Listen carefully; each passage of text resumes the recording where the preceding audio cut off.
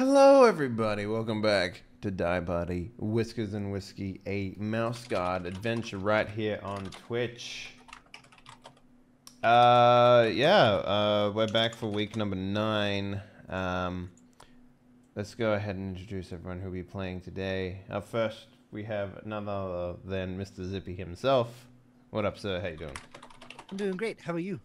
I'm good. How are you doing? That's great. I'm doing great. I have been enjoying the Steam summer sale and whatnot. What are your best picks so far? Actually, 7 Days to Die. Nice. I got Good pick. And I think for where it is right now in alpha, it's really good. Have you? We recently swapped us over to the experimental. Have you tried it since then? No, I haven't. I actually haven't. I haven't tried it either because I'm just like, okay, guys, here you go, bye. And everyone's like, my God, things are killing me. Dark Souls 2 on sale. Goodbye. If you're a fan of the Dark Souls. Yeah, I am, but Dark Souls 2 is the worst. Oh, Did you at least get Scholars of the Lost Sin? Oh yeah. But I got it on Humble Bundle for like $10. So, and you get like 9 other games with it. So, plug for Humble. And Darkest Dungeon. I saw a lot of people start playing that. Did you get the DLC? I'm thinking about going back and getting it because it's still an option. The DLC is really good. And also, you don't need to plug Humble around here. I used to work for them. They get enough plugs here as it is. Oh. All right. So other than that, I've just been playing games. Tomorrow we're finishing up Zork Zero, and then we might start Elder Scrolls 1 Arena. Right. Wait. The Arena?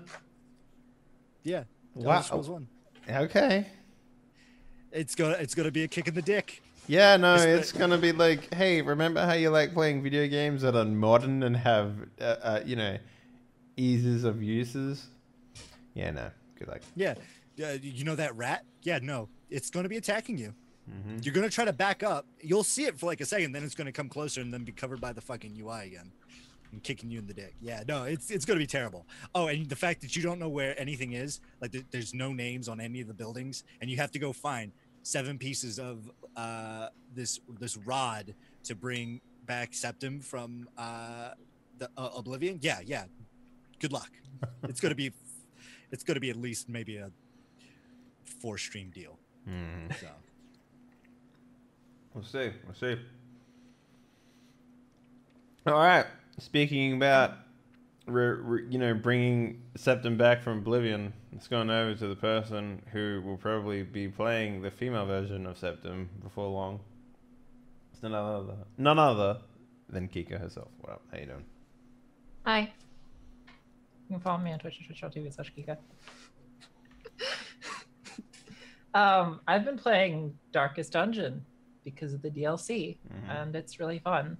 And last night I was playing it while wearing my 2B cosplay, and I could barely see anything. You finished it? Yeah, there were a lot of moments where I was just like leaning into the screen just to try to see things because of the eye covering. It was a lot of fun. So is that with an eye patch and everything? Yeah. Awesome. I also saw Baby Driver yesterday. Very good movie. I'm sorry, what? Baby Driver? Yeah, the movie Baby Driver. I don't know. It's a movie. Okay. All right. It is a movie. I saw the Curious Case of Benjamin Button for the first time the other day. Let me tell you, that movie's fucking weird. Yeah, it is. That movie is really a weird. strange movie. It's the prequel to Driver.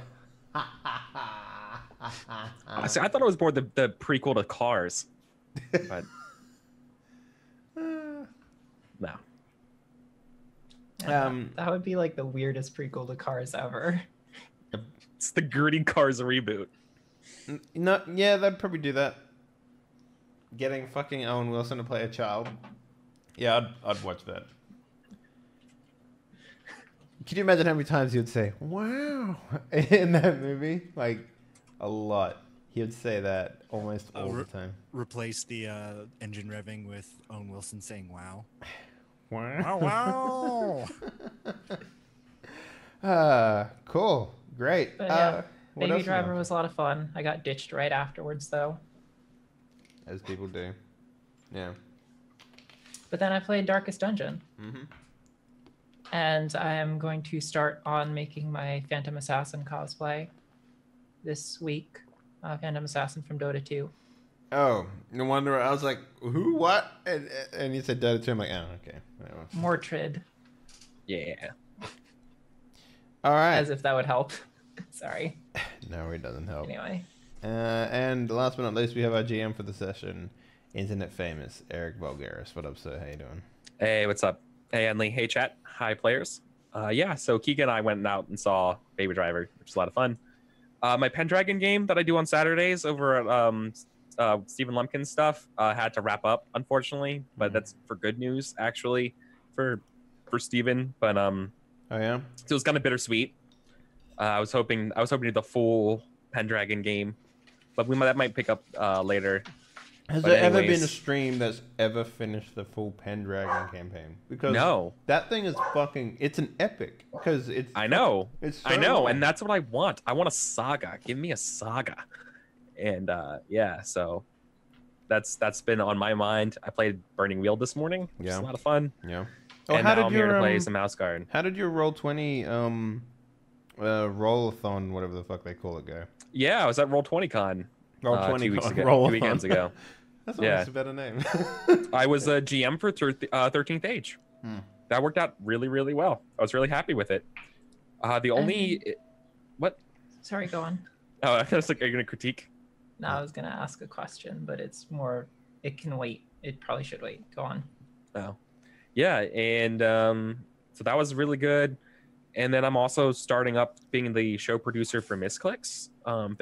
Their partnership with Wizards of the Coast. They're doing the Stream of Annihilation stuff, the Tomb of Annihilation kind of supplement, like prequel to the actual release of the game in August, I think.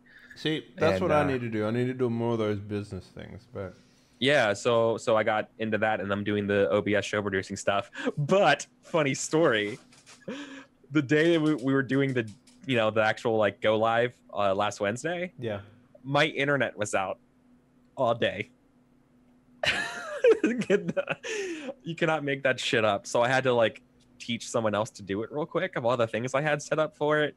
But this week we're good to go, and I have all these extra cool additions for the stream that I'm really excited to share and do. Nice. And actually, just since I'm not actually on the show, I'm doing all the production full time for that, like for the whole thing. So I'm just gonna kind of go all out with production and keep myself entertained and focused on making a really, really cool, entertaining experience for the show. So focusing on production is something you're gonna love it. I love it. It's my favorite part of doing these streams. Me too.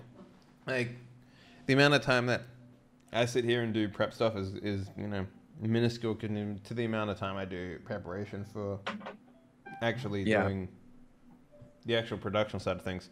The next thing I'm gonna look at stepping up to do is like sound effects, not for the players but for the audience. So we'll have to see how I can do that, because that's not necessarily something you can do while you're GMing, because let's face it, it's almost you can't, dude. You can't be host of a show, of a channel, GM and producer and expect to hit all the notes at the right time. And DJ. Right now you're adding sound engineer and DJ to it. Like Jesus.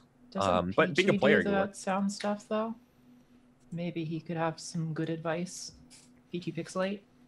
But he doesn't GM, right? It's not about just sound. No, there's plenty of resources. There's plenty of resources out there for like sound SFX and stuff like that. They actually have like entire libraries and actual systems in place where people can be like, oh, we're in a marketplace, let me put on the background sound effect for marketplace and all that sort of stuff, right? Like there's plenty of things that do that. The problem is you got to queue all that stuff up, and you got to understand where things are going, and you got to be reactive to what the GM does and all that sort of stuff. Like, there's a lot of minuscule like things. work. Hey, Mm-hmm. it would work really well in mouse guard. Just saying. It probably would, Where you can have a little bit more control over that.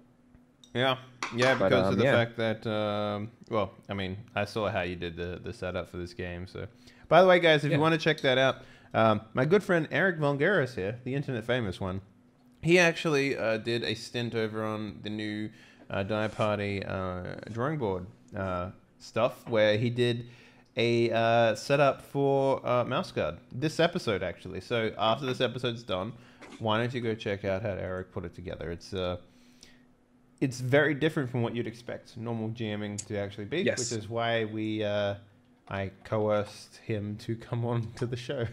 So you can find that over on the YouTube, which is the links down below. Or if you're a subscriber, you can have access to the VOD right away, right here on Twitch. So yeah, it's really funny. So just real quick before we get started, for me as a GM, me and Henley are very similar in that we would like when we probably block off time to be like, I should prep for this game. We just end up adjusting the overlays or like doing some kind of production stuff instead of actually thinking about the game, and then we just pull it out of our butts when it's live. Or Mouse Guard is the other thing that I'd do is probably set up like, okay, I need some hard level to medium level mobs for these guys to fight because they're going to look for combat, so whatever, I'll just make some random shit. Yeah, that's the only other thing that I do. Everything else is... Yeah, and then everything else is kind of just... Yeah, exactly. Spend 20 minutes making a bounty hunter that never gets used. Ooh. Yes. Yeah. By the way, fuck you for that, so... Yeah, no, it happens to every single thing. Like, a GM has so much labor that you just put into a character who just either gets killed in the first 5 minutes or no one cares about, and everyone wants to hear about this guy who's you just named within 2 seconds of him coming on screen or she coming on screen, and all of a sudden they're just fawning over that person, and you got to figure out everything about it. Anyways, But Mouse Guard's the first game I actually thoroughly enjoyed prepping once I understood how the game works. Like, I don't say that in a weird way, but like, it has a turn structure and it's weird, but like once you really get it, it's so easy to like map out a game of it. So can't wait till I get it. Are you getting the Mouse Guard game? No, I'm saying I still don't fully understand you the turn get the system. Game. Yeah. Okay. Sure. It'll make sense. I would watch the show. Watch the background stuff. You'll understand how it works after that. Yeah, I go into the weeds. Well, you won't get spoiled after this session. That is good. You can't watch it right now. Yeah. Well, but anyways, you could, but I mean, it wouldn't really help you. And you'll see that I'm probably gonna adjust some things on the fly from that, and you'll probably see that that's actually be really useful to watch me do it live and then see how my prep worked and then see how I adjust to based on the play. But yeah, I think that's all I got. So let's get ready to rumble. All right. Cool. Oh. So previously on the mount. Oh shit. Anyway, we don't need it. Fuck him. Go. Previously on Mouse Guard, he wants to do it. I think our good friend Ellie needs to do it since she has 2 bad things on her. So yeah. Okay. So previous on Mouse Guard, we had winter. It was great because we all reflected on our past accomplishments and had a lot of good discussion and reflection and said lots of nice things about each other. Mm-hmm. It was super sweet. I got married. And then Eleuthium got a promotion and became a full Mouse guard's mouse and got her cloak. And it was a really nice white and blue cloak. And they immediately after winter and spring had to go out and take food to, what was the name of the village again? The town? It was some Elamos. Elmos, yeah. Elmos. I'm not on the map, so I can't see that. To Elmos, and we had to weather the rough early spring terrain because, there was still a lot of storms and we almost got crushed by a fallen tree. Yeah. Yep. And Ellie went and got herself injured. But we finally made it there. Okay, but we found out that frickin' raccoon from the last session before this last one, 2 sessions ago, was raiding that town's food stores. So we rallied together a militia and went out and hunt down that raccoon and killed it. Henley got the killing blow by slamming his new sword through the raccoon's head. Also, Hugh Henley's character Huey got married. Hell yeah. Mm-hmm. And did I miss anything, guys? No, I think that's pretty much it. Graham's badass loot skills. You haven't used it yet, though. Yeah, but I learned. Yeah, but we no all one learn else skills. has seen it. This is from Ellie's perspective. You haven't busted out the loot, done anything sweet, bro. You need to bump that up. Yeah. One day. One day. One day. It'll be like on the last session 2 years from now. You're like, I finally did it, guys. I nailed it. Yeah. Yeah. So Ellie, you get to recover angry. Okay, good. You can either recover angry or recover a point of spent nature. I'm recovering. Which angry. I think, yeah. Which would make sense. So now we just have 2 mice who are tired and 1 who is angry. Mm-hmm. It's not the end of the world. But Why are you so I think- angry, Graham? Because that chick that I was hitting on at the bar, she stole my cheese. yeah. So Okay. let's get ready to rumble. You guys are back in Lockhaven. It's still spring of 1151. Wow, we got back fast. Yeah, after you have this was still, remember, you left like super early spring, like January, February, like late January weather to help out Elmos, right? Like because their stores were hit by the raccoon, as you said, and so like you had to rush out of there first thing, everything. So by the time you're back, it didn't take much more than like, a couple of days. So you're back around like maybe let's just call it like early February, mid-February. And we have to get back onto another big critical mission. Off from one thing into out of the frying pan and into the fire. Mm-hmm. Gwendolyn, you had a couple days to like. You had less than. Let's say you had less than a day. That would explain why you guys are still tired, right? You haven't really had a chance to fully recover. Gwendolyn calls you guys together. She has a special mission for you all. One that's going to require you guys to. Normally, you're going to be doing scent border and administrative duty, especially you, Huey. You would have been doing a lot more of the administrative stuff, but this is such an important task that you can't let it all into just any old mouse. So it's going to come down to you 3. Is that like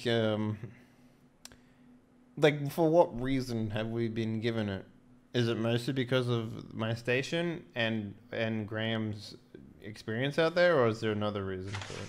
Well, yeah, I was going to get to that as soon as I described the mission for why. Yes. So the overall problem is that the early scouts out at the scent border have detected that this winter beavers have built a dam outside the scent border, and it's diverting water from the entire western half of the mouse territories. This is going to affect everything to the west of Spruce Tuck, north. So if we're looking at the map, I will just draw quickly what I imagine. I chose pink, but basically that whole area in pink is threatened by this dam, right? It's diverting water. If nothing is done to fix this, the beavers are going, or the mouse territories are going to suffer a horrible drought come spring, or summer for harvest. and it's just going to be bad news bears. So in order to stop a shortage of food, they need you guys to negotiate with the beavers. Specifically, Gwendolyn is offering them a position to relocate.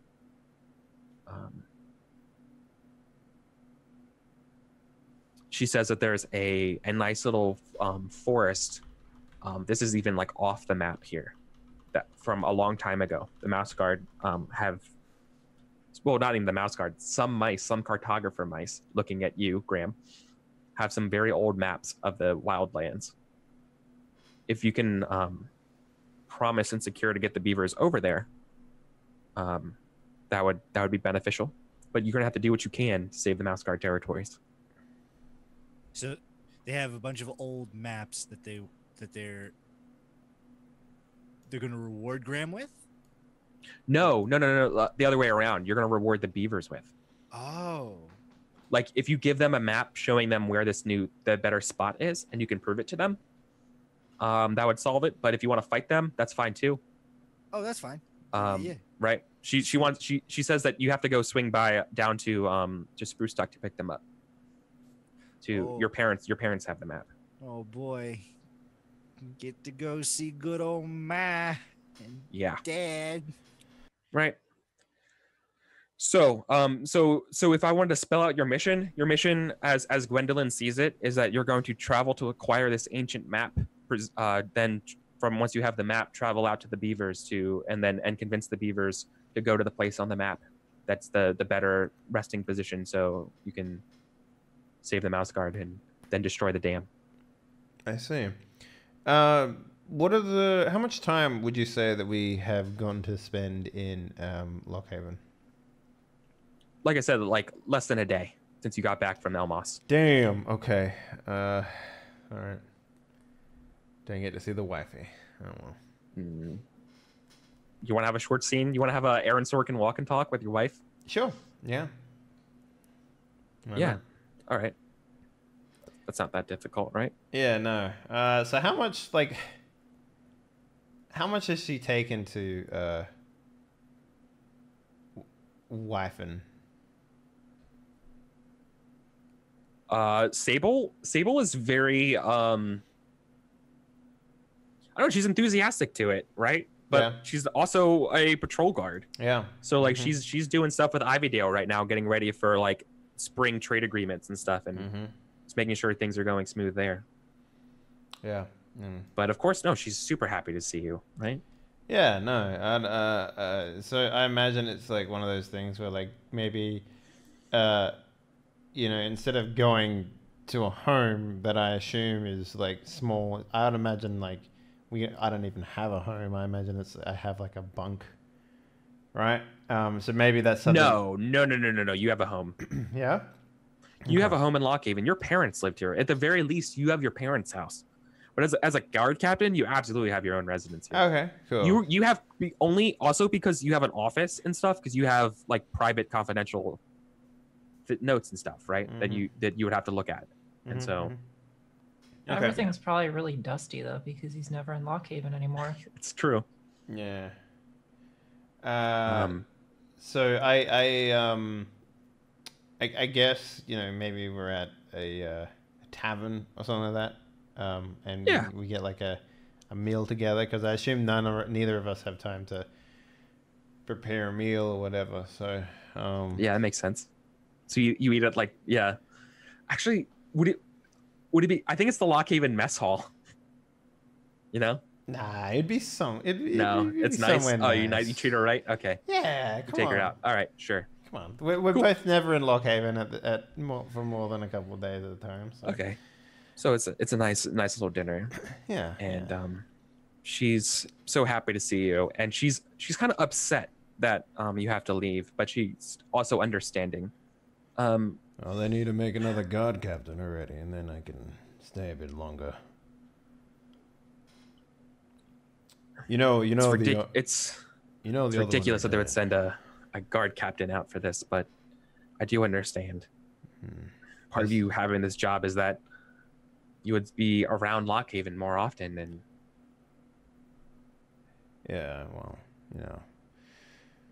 best foot forward and all that.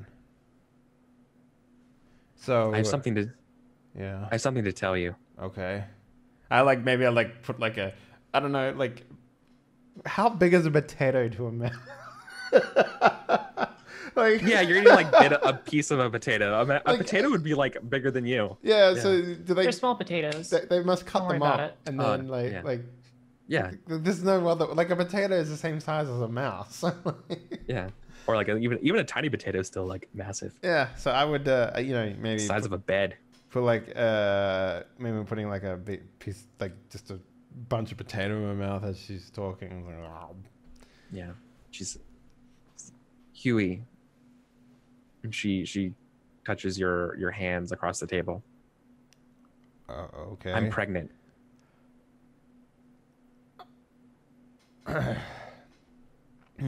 I'm sorry, I didn't quite catch that. What did you say?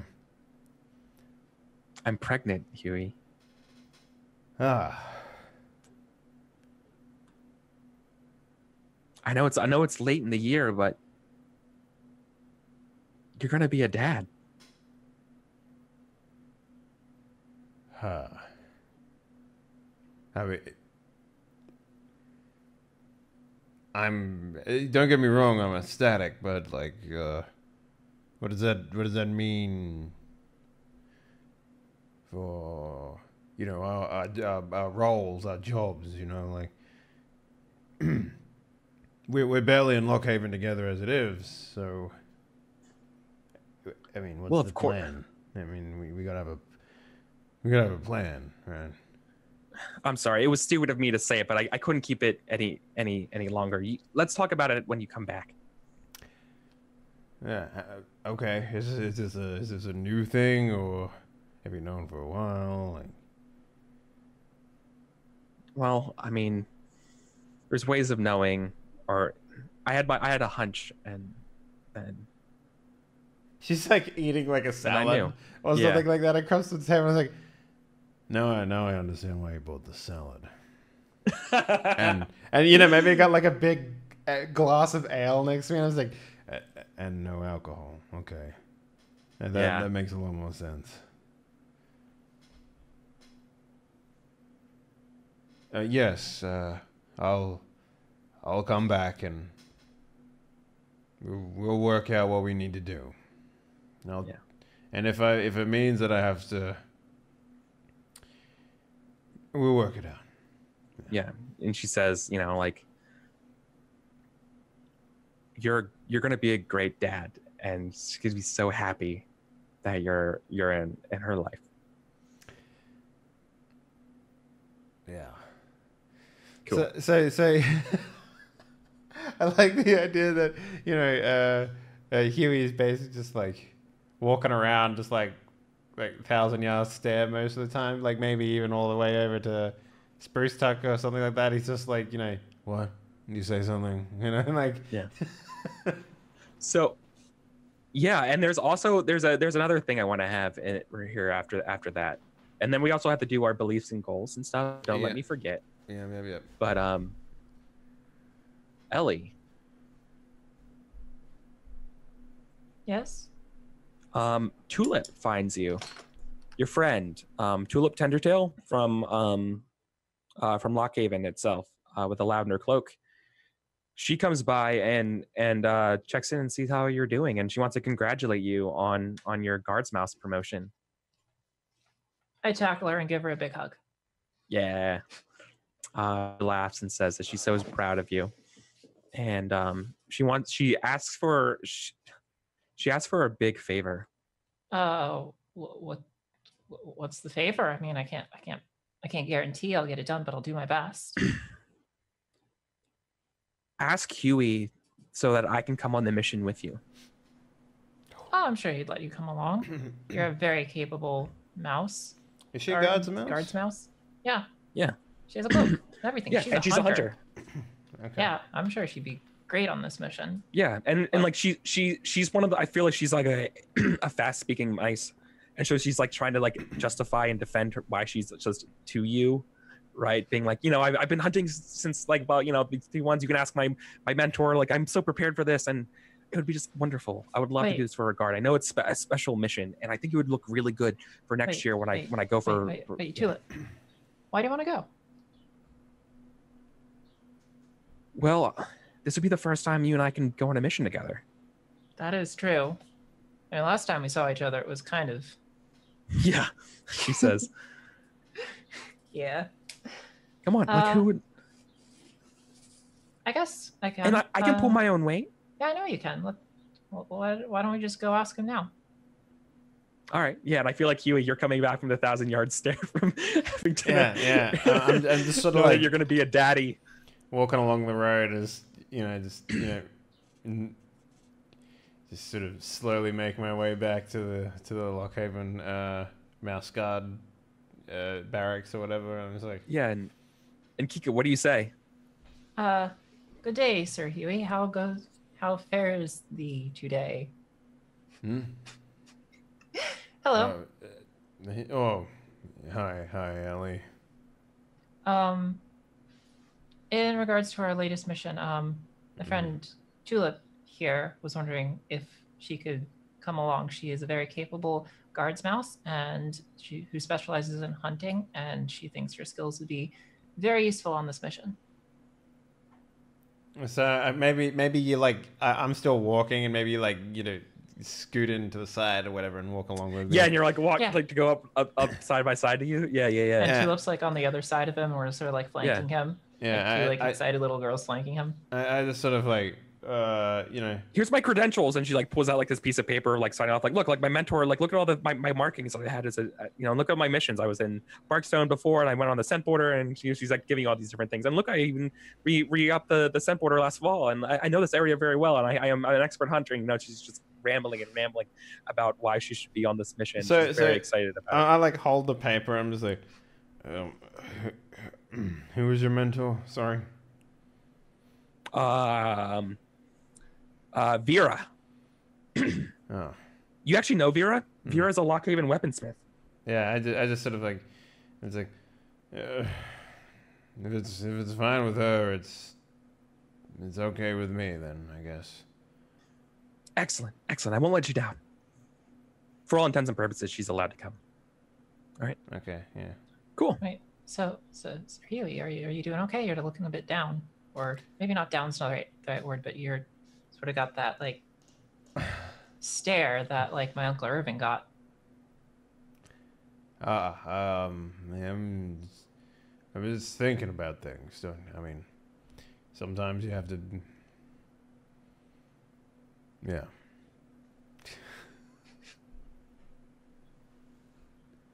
Don't worry about it. Yeah, Tulip's afraid to say anything. Okay, I want to so. Yeah, you two have a good night. Yeah. And I just keep walking over to the barracks, I guess. Okay, thank you, sir. You too, sir. So I'm gonna do my best to look through some of the old before the war sort of maps that we might have. Do we have anything like that at all in the area? Yeah. I basically want to try and well, yeah. What's your intention here? If you got these maps, what would you want to do? Not so much. It's mostly just to give us a better guide, right? They're probably completely out of date. There's probably no paths where there used to be palms and stuff like that. But no, are you looking for maps? Okay, so you have more maps of the closer Dark Heather areas, but you do not have any maps for where the beavers are supposed to go, if that's what you're asking. No, I'm not asking for that. I'm asking for mostly about old towns and stuff like that, old landmarks, things so we don't get lost where we're trying to go everywhere. Yeah. Okay, cool. Yeah, they would have those. I'm basically just trying to give ourselves supplies or whatever for checks when we're out there and stuff, so... sure. They would be in the same place that Graham is probably right now, collecting the maps from the old yeah, so maybe I come into the old map room with the cartographers and I see you in there and I'm just like, Oh. Oh. Yes. And that's where we see Graham at the start. Yeah. Graham like looks over at Henley. Oh boy, what the hell is eating you, dude? Oh, adult things, Graham. Don't worry about it. What, is your wife pregnant or something? He jokes. No, what are you doing here, Graham? I'm looking for the maps of where we're supposed to divert the beavers. These old furs don't remember which ones that Gwendolyn told them to do. They're giving me maps over by Wild Country. We need the stuff over by Spruce Tuck. I'm trying to tell them it, but they're not giving it to me. On top of that, I gotta go meet my parents. Oh man!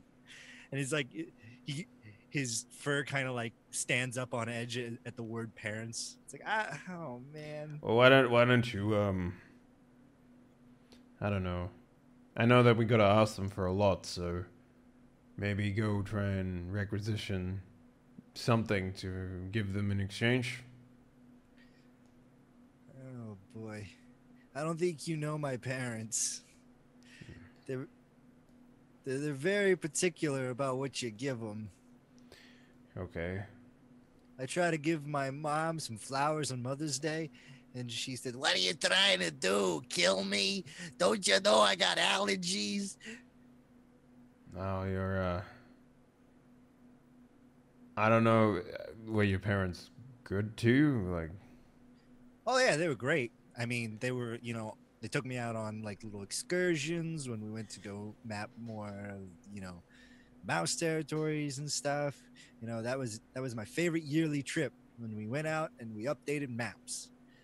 well, But other than that, they weren't really too happy about when I told them I was going beyond the scent border and stuff. They said, "What's wrong with the mouse territories? Why can't you be a god here?" And it's like, but because the action's out there, the adventure, the wonder, the babes. it, And he like kind of does this little hand motion. it's really a lot of females beyond the scent border. I find that hard to believe. Well, no, you get the stories from beyond the scent border. You bring it back to the babes and kind of embellish a little bit, so you turn out to be the hero. Like the other night, I was telling about how we took down that raccoon, but instead of you doing the final blow, I did. With your And he bow. like, gives him like a broken toothy grin. Mm-hmm. Okay, well, find something we can use, yeah? What are you looking for? A specific map in particular? Someone to not get us lost. Oh, you don't need a map. You got me. I can't get lost. Except for that time about the whole tree and stuff. But hey. Oh, you're 0 for 1 so far, so we'll see how you go. Okay. Well, if that's the case, you're 1 for 3.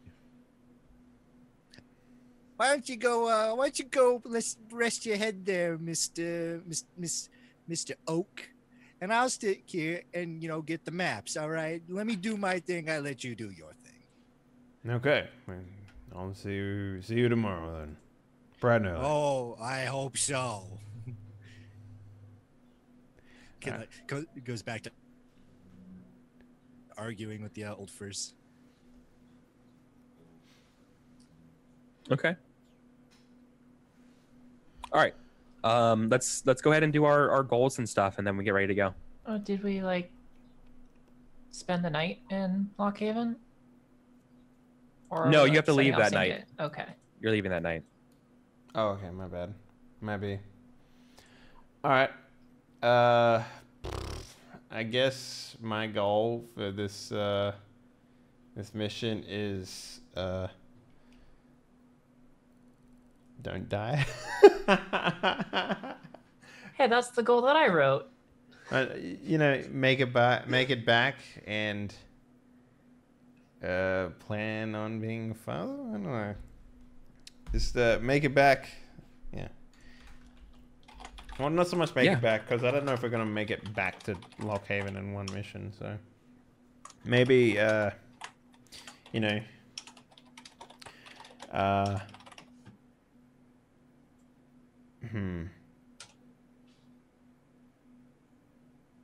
Oh God, safety first. And I don't know, like, you know what I mean? Like I'm trying to word how Huey shouldn't put himself into mortal danger, because he's got a family to get back to now. So, I don't know how to word that. Self-preservation above all else. I don't know if that's true. Yeah. I'm not sure either how to phrase that goal. Yeah. Ensure your children know their dad.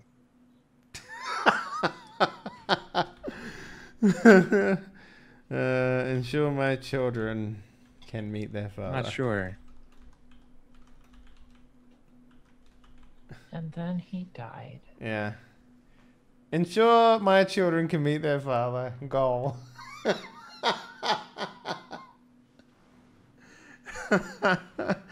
Don't die.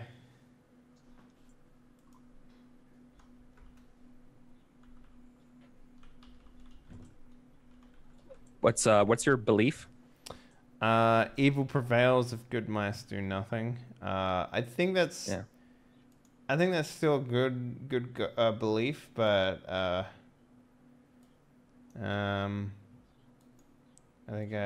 think I'll keep that. And my instinct is I shall not hesitate in life or combat, as they should be treated as the same thing. So. Okay. Cool. Who else wants to go? My goal for this session is to relocate the beavers and survive the meeting with my parents. Nice. My belief hasn't really changed. People have their actions, and it is my job to understand them. Cool. And Kika, what about Ellie? I've actually changed my belief and my instinct. So my belief is sometimes the right thing to do isn't always clear. A sharp sword can get things done quickly, but a sharp mind and compassionate heart can do better to improve the lives of mousekind for ages. And her instinct is violence isn't always the best answer to many situations. It's best to try to keep a level head and sharp mind to find a safer alternative. And her goal is to ensure Tulip stays safe.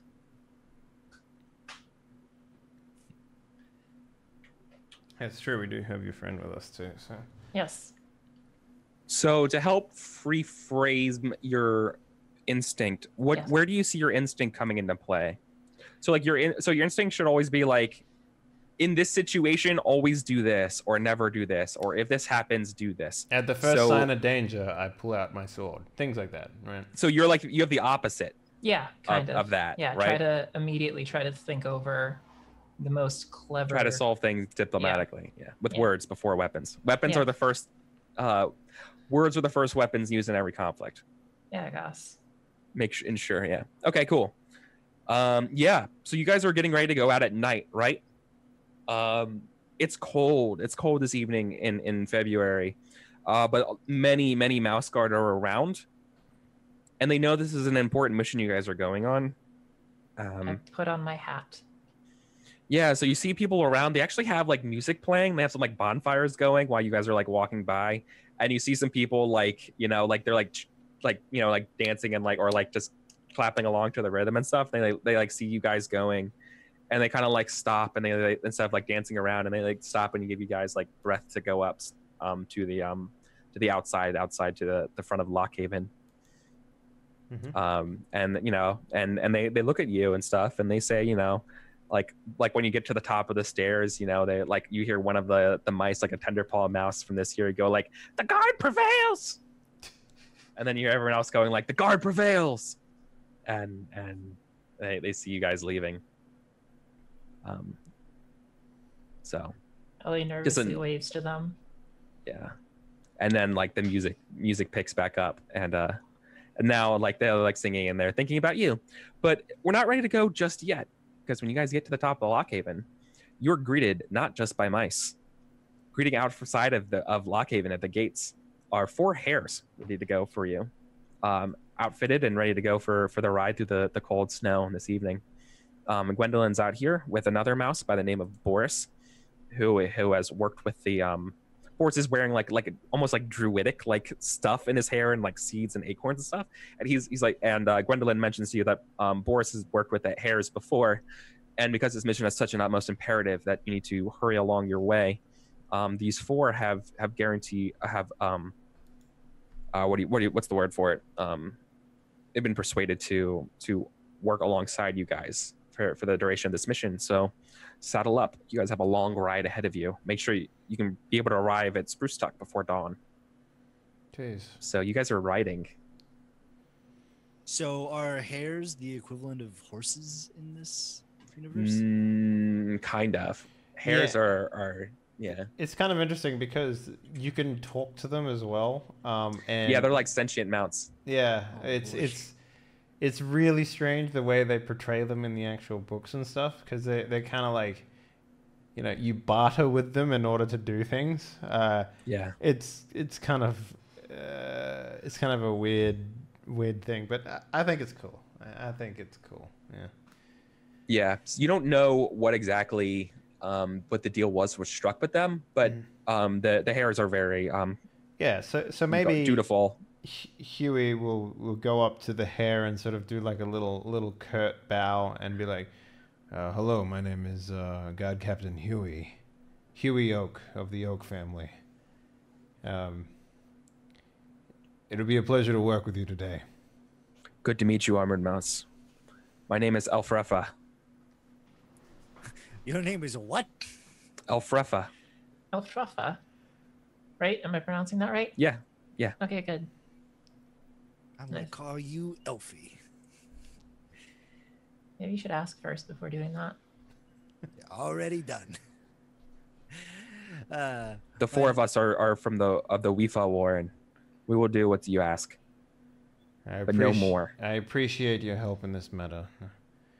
And this mission not only affects Mousekind, but it also affects Harekind, I assume, as well. Oh. They wiggle their nose is basically what their head nod is of like, I understand. It is. That's why it's a matter of this. Okay. So you guys have to make it out over to Spruce Tuck on your hares at night. So I'm going to need somebody to lead the charge here. Okay. What this is going to be is actually this is going to be a versus test against Spring. As spring's cold weather might turn to snow. The trouble is that this role is actually going to be using your hare's nature in lieu of anyone else's. And their nature is 6, and it's running, hiding, and foraging. But you guys can all work together. I need somebody to lead the group here on this test. So this doesn't count as, yeah.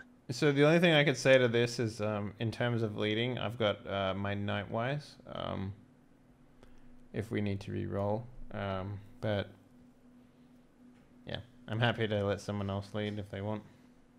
Maybe Graham or Ellie, depending on maybe Graham, because he might, have ridden a lot more than other people, or Ellie because she knows the way, or she's more likely to want to talk to people through Lawmouse, or the hares through Lawmouse. I don't know. What do you guys think? Well, we're going to Spruce Tuck, so I think that, unlike the last time, Graham knows the way to Spruce Tuck. Yeah, yeah. But like, what skill would that be? Scouting or Pathfinder or survivalist? No, it's not. It's a nature. Yeah, you're using the hare's nature. Yeah. It would be Pathfinder if you guys were going by foot and all, but because you're riding the hare, this is your riding skill. You're using the hare's nature. Okay. Like I said, it starts at 6. So. Okay. And I use Laura Mouse and Politics Wise to help instruct the hares to get there, using the best path that we might have written up on our way there and back So last time. the only thing that'll come into play with is if you have to, like, for example, if you have a trait, this will come into play to give you a bonus, and a wise to re-roll in case we fail. They're the only things that'll come into play here. So. Ellie's wise can help someone else. Wises can help like a skill can. They just can't help yourself. All yeah. Right, so she can use her wise to help. I can use a wise to help as well. So if you have a trait that works for this instance. Natural bearings. Okay. Perfect. Yeah. That's great. So. Cool. Yep. All right, cool. So you're rolling a bunch of dice. Right? Ooh, So base of 6, then you're getting 2 additional help. Ellie's also helping with their mouse. So you're looking at a total of 3 additional help, so 9 dice. I'm helping with Nightwise as well. Yeah. So you can't help and wise. It's one or the other. Wait, I thought wise was a helping dice. It's mechanically the same. Like if you so wising, technically helping someone with a wise isn't the same as a help die, but it does take place of your help. Okay. Technically, it's a really minute thing. Okay. So but we got. You don't have to worry about it. We got my natural bearings, Huey's wise, and Ellie's Wise. Wise. Wise. Okay, so So 3. Okay, I just wanted to make sure that counted. Yeah. That right. So you're chucking 9 dice. 10 with the trait with your natural bearing. No, you added that already. No, I added that. Yeah. Okay. My trait, Huey's wise, and Ellie's wise. What is the ob? 4. And okay, so you're also forgetting tulips. Oh yeah, shit. tulips. Yeah. So I'm sorry, that's why you're chucking 10 dice, right? Yeah. Okay. So sweet. So 6 plus 3 help plus your trait. 6 plus 4 is 10. Rolling 10 dice. The ob is 4. Okay. God, if you.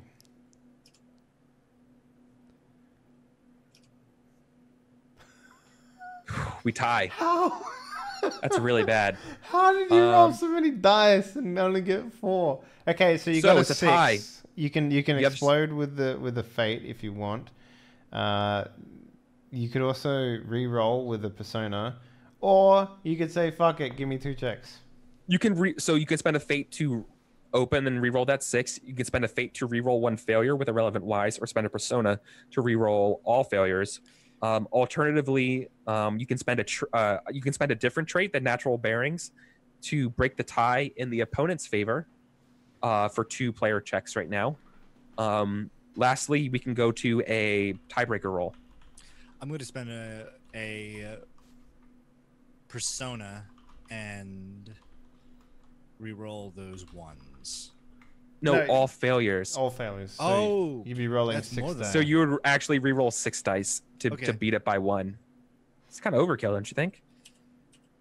But that's fine. He really wants to make sure that we get there. I gotta be 1 for 1. Yeah. Yeah, you got it. That's more than enough. Okay, wow. cool. 2 out of 6 successes. God damn. Yep, but it's still 6. All right, you arrive at Spruce Tuck right before the snows fall. You find a spot. The hares are comfortable nestling in the roots of the tree near Spruce Tuck. I feel like Spruce Tuck, of any city in the Mouse Guard territories, would actually be able to accommodate hares, considering their lore mouse and scientific natures. Mm-hmm. I feel like they would probably have tree, right? Yeah, they live inside of a giant like huge massive tree, like in the right at the base of it inside. Mm-hmm. Yeah, so I imagine they have some sort of like place for them to, they can find some nice warm little den for them to wait for you guys. But yeah, so we arrive at Wilhelmina. Is it Wilhelmina? Wilhelmina, I think. Wilhelmina. Okay, yeah, Wilhelmina and Walter's cartographer store. Yeah. Right. To ask about this priceless map. So this is your hometown, Graham. It's cold and dark. You haven't seen any other mice around. Obviously, it's the dead of night. People are sleeping. I walk up to the store door and I start banging on it. Ma, it's me, your bustling little baby boy. We're back. Oh, I'm back. Hey, I brought friends. You see like a light turn on in like the second floor window and being like, oh, jeez, is that Graham? Is that you? Yeah, it's me. Hey, we need some maps. Oh, we just be down, and you see this your dad be like, just a minute now, son, just a minute now, and he goes out and gets they come down, they're like wearing like the little sleepy time gowns, like like the little nightcap and shit. Yeah, with the nightcap and shit, like totally straight out of like Dickens, like Ghost of Christmas Past, and they come in like holding a little candle, right? And they open the door like, oh, come on, it's freezing out here. You get sick. Get in. How did you get here so fast? Oh, you have some others. Come in. Come. Yeah, we rode some hares all the way down from Lockhaven. We need some maps of some nearby territories that would be sufficient for beavers to relocate, because if they continue what they're doing, where they're damming, it's gonna cause a drought. So we just need a few maps, and then we'll be on our way. I give him like a grin. Yeah, and they say, oh, see, I told you he's here for something. Oh, what is that supposed to mean? So just you wouldn't come visit your ma, nothing. It's only just been all winter, and I haven't heard a single word from you, not a pip. So maybe I'll lean in and be like, sorry to disturb, but this is of great import. I hate to rush you, but... Right, of course. All right, so you said you need a map for some beaver business? Yeah. So apparently they're causing a dam of one of our major water supplies. And if they keep doing what they're doing, they're going to dam up all the water, and we're going to have a massive drought. So Gwendolyn... This is an official Mouse God mission right from the top, Ma. Gwendolyn has sent me and my entourage here to go relocate these beavers. I put a finger to Huey's lips. These beavers to keep the water flowing. The beavers get their dam, and we don't lose any crops. Do you have any idea where we're going? Where they're supposed to take the beavers?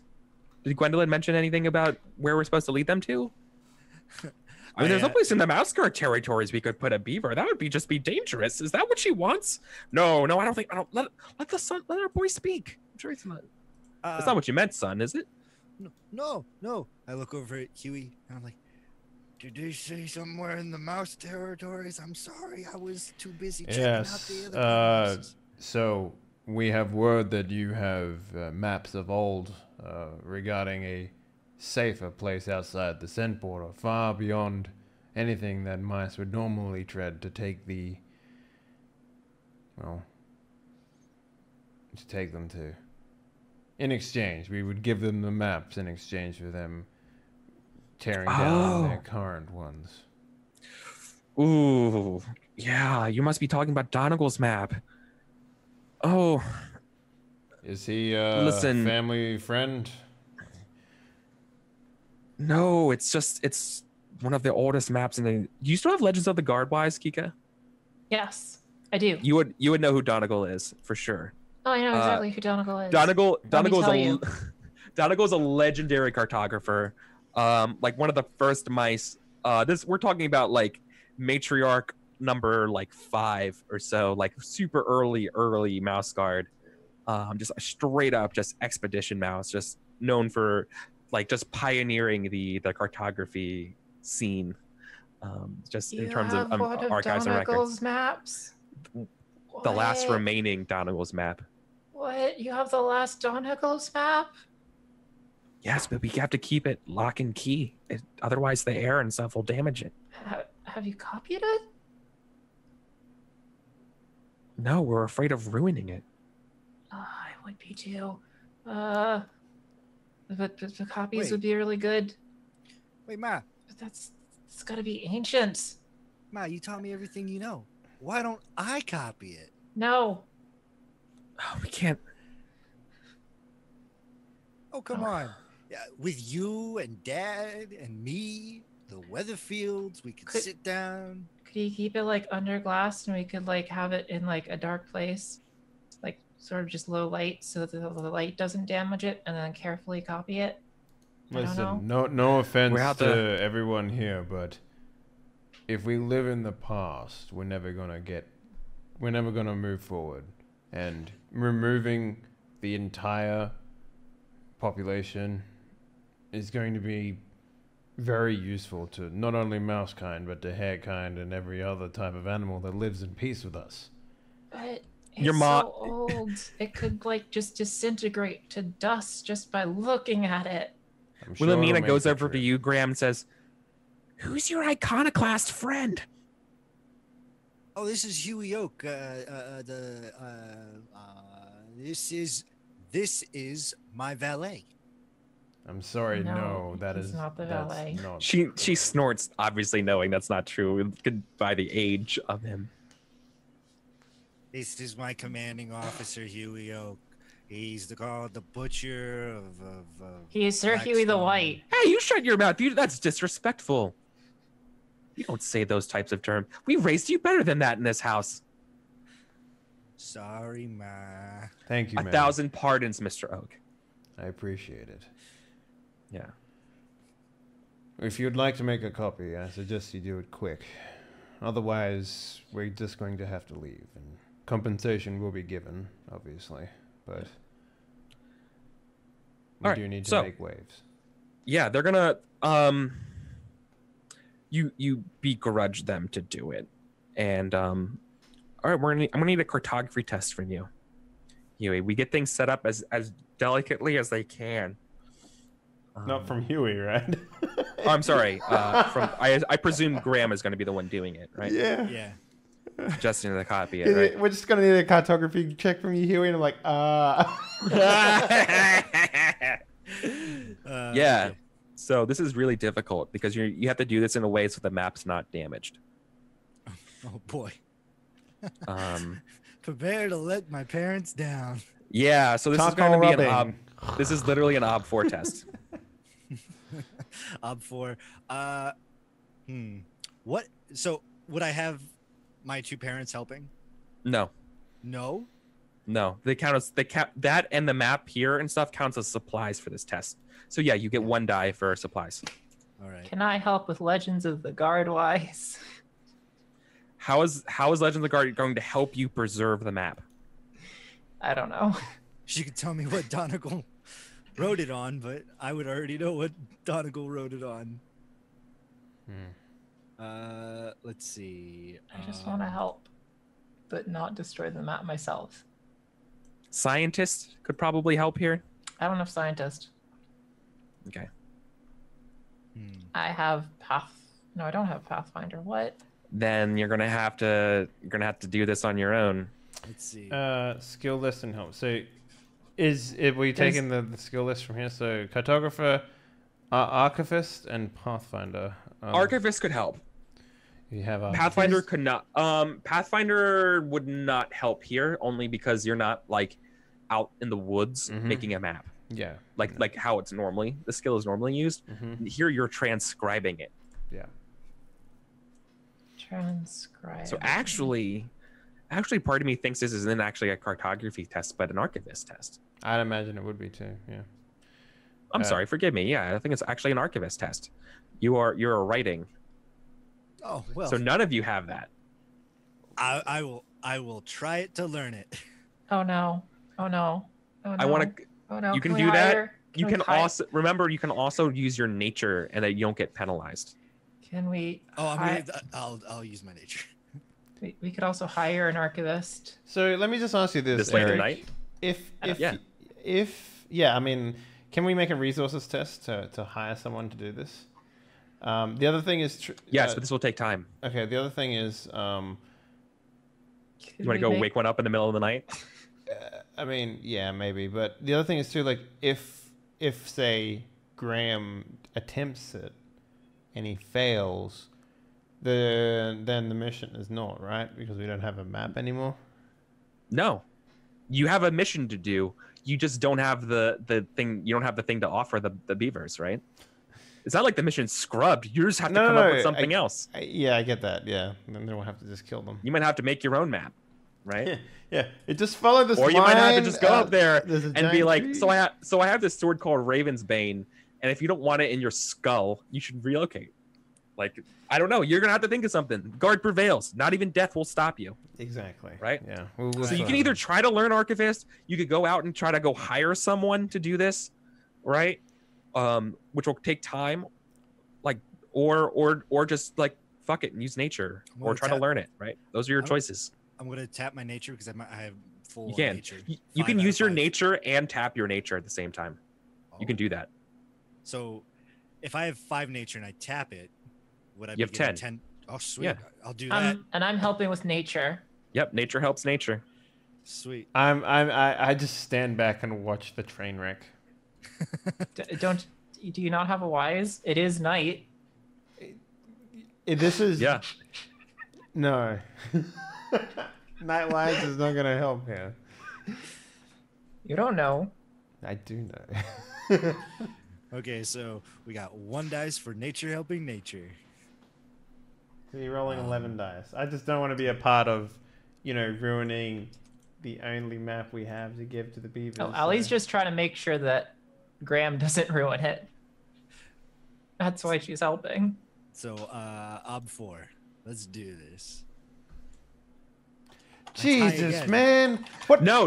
It's not a tie. You win because Oh, that's not yeah, a versus test. It's not a versus test, so you get it. How can you roll so many die? I mean, Yeah. I rolled so many die You're, once and I got all of them. yeah. So I don't understand how you... Your nature, your current nature now goes down by 2. Okay, so like the maximum? No, your current. So your Okay. your nature is 5 out of 5, right? So it's now 3 out of 5. Correct. Cool. So now the next time you tap your nature, it's going to start at 3. Okay. This is because archiving stuff is not in your nature's, descriptors. Those 4 things we talked about before: hiding, escaping, climbing, foraging. Mhm. Because of that, you have to you even on a success you lose one of your nature by doing that. That's okay. That's not bad at all. That's really good. And I think you did the right thing there. So good job, everybody. The people who helped do not lose that stuff, by the way. That's just you. Okay. Passed a nature test. Would that be Yeah. a nature's taste? Ba-bam. It is a nature's test. Sweet. Yeah. So the map is copied, and you also get an additional benefit because you succeeded that.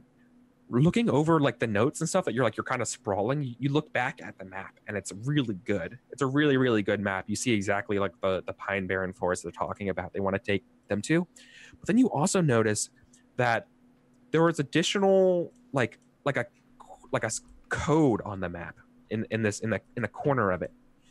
I pull out It's a guard. It's a guard cipher. Like it's like it's an old guard cipher that's out of use, and this doesn't require a roll to know anything of it. But looking at it, it says, "Here lies Donegal's shield." Oh boy. Dibs. It's a legendary shield. I put my hand out. Excuse me.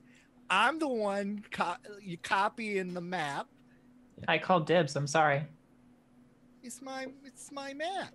If Sorry, Mom, anything, dibs. this shield, when you get, if we find it, which we won't because we've got a mission, would be to go in the hall along with the rest of his belongings.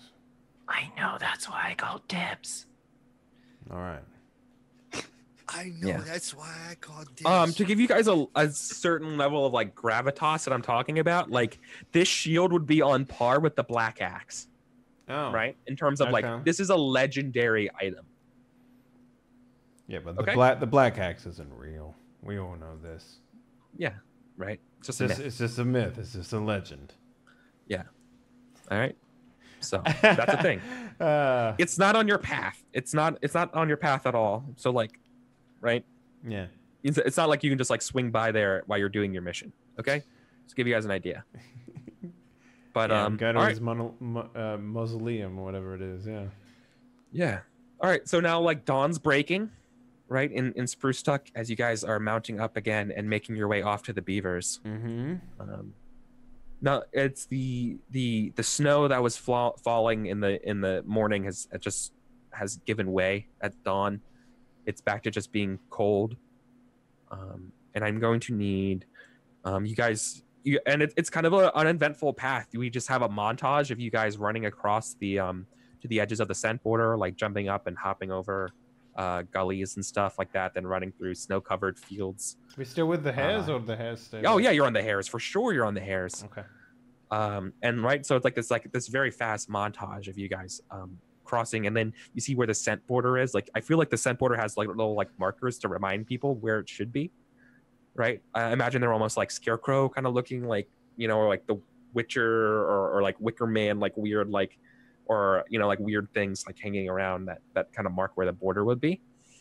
So like you see like you jump over them, yeah, and like you jump over them, and then you're in the wild countries. And as soon as you jump over, you've been in the wild countries before, right? From last year, there's a distinguishable difference in smell when you cross the border. Yeah, it's like we go sepia tone, you know. Yeah, the smell of this place is just so much more raw, and a chill, not just a chill from the cold air, but a chill from the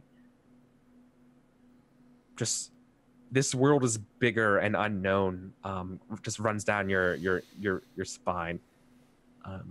Doesn't cause anything. That's just flourish, and you guys make it off into the woods after some time. It's probably, if you guys left around 5 in the morning, it's probably like 10 o'clock now in the morning.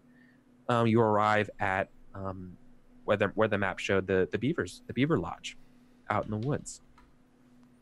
So time to meet the beavers. Oh boy. Is that Meet the Beavers starring Adam Sandler?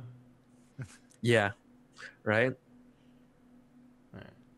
That was a dumb joke. I'm sorry, man. For being in the wilds though, it's awfully quiet, right? For a place where there could be deer and things, it's birds chirping. God, it's a deer way must more be quiet. Like a fucking enormous. Yeah, it's Shadows of the Colossus thing, right? No, but here we go. So I'm gonna need. So mechanically, I'm gonna need someone to go up to the dam and try to speak Beaver to the dam to get them to answer. Who wants to do it? Me. Any volunteers? Me. Any volunteer? No, just kidding. Yeah. Okay. Anyone else? Of course. Want to volunteer? So yeah. So Ellie, you step forward, right? Hello, Right. good beaver kind. How fares thee today? Great. Graham kind of like just. I'll flank her with the sword on my back, you know, protruding out in the most obvious ways possible. As we remember, to speak with animals is a lore mouse test. So I need you to. Yeah, you will actually be doing like, you know, things like that. Yeah. Like you. Or like hitting your sling bolts on wood, like knocking on it, right? Like to get them to. On their little windows, yeah. Yeah, going like ding ding. Wop wop wop wop wop. Wop, wop, Da, wop. da, da, da. Yeah, What it does, sounds like what does the beaver teacher. say? Wah, wah, wah, wah, wah, wah. Ring, ring, ring, ring, ring, ring, ring, ring, ring. I'm gonna What does the beaver say? tell Chester to keep like chewing on his arrows because that might help. Yeah. It might help them Chester. relate to us. So this is Or Chester. this is an Ob 3 test, Graham. by the way. Sorry. Ob 3 test. Okay. Yeah. Ob 3 test. Lord Mouse to speak with beasts of fur. Okay. Lore Mouse, can I use compassionate to like try to use my empathy to sort of pick up on them a bit, like what they're saying a bit better? Yeah, that sounds good. I like that. Okay. So I have a Lore Mouse of 3. Yeah, and you're that giving looks- them plenty of social space. Yeah. Not crowding them. Is anyone helping? I'll help with wild country wise, and kind of convey the nuances and certain vocabulary words that you should use when you're talking to a beaver? Hunter and scientist. I guess I can help with hunter. Probably not in this instance. I don't know. That doesn't. Hunter can give you insight into a beaver's nature. So like perhaps that's what you're doing. Okay. Yeah. All right. It doesn't have to necessarily be laying traps and stuff. Right. I get you. Sure. Yeah. Be careful. It's in a beaver's nature to build a dam. Yeah. Yeah. That works. Okay. Cool. Yeah. So I'll accept that help. 3. And go. Oh jeez. What's with I all forgot. the like? You should. It's okay though. That wasn't a versus test. Yeah. I know, but every single roll has been tied up. Right on the money. Right on the money. Yeah. Cool. So, there's a commotion outside the beaver dam. In the distance, you hear some branches snap way above you. You hear the whoosh of sound. And you have this sensation of being watched. But before you have a chance, 2 large beavers come up out of the water from below their dam and hobble over to you, to the 4 of you and the 4 rabbits. And they look at you and they go, "Mice? Haven't seen mice in quite some time." Hello. We are here to speak with you, good beavers. We understand that we are making a dam here. Yes? Yes, we are constantly improving our dam. Yeah. I can. It's a mighty fine dam, what did you say? It's lovely. Come, examine the architecture with me. Look at this double A-frame. Look at the thatched roof patterns me and my wife and I were able to design. Look at that, weather up to 40-knot winds and still maintain structural integrity. Isn't that impressive? That actually is impressive. Yeah. Can we understand them, or is it just Ellie? Just out of curiosity. No, I think you guys can understand them. Okay. But Like most of it, yeah. Sir, You have lore mouse, don't you? No. I do. Oh, okay. Then you're picking up. Cram every other word. Hearing none. Yeah, what are you saying? Sir, I appreciate this, but you're building this dam here sort of could cause problems for other animals. See, it's blocking up the river and it could causes a drought downstream, and it's kind of causing a lot of problems. It could lead to many creatures actually starving because we would be unable to grow our crops properly. Oh, that's too bad. I mean, but we found a really nice place that you could build dams at that's nicer and better. We dug out. You did? Yeah, we found a map by the legendary guards mouse Donegal, and we have transcribed it just for you guys, just for you. And we found a very, very good place for you guys to build your dam at.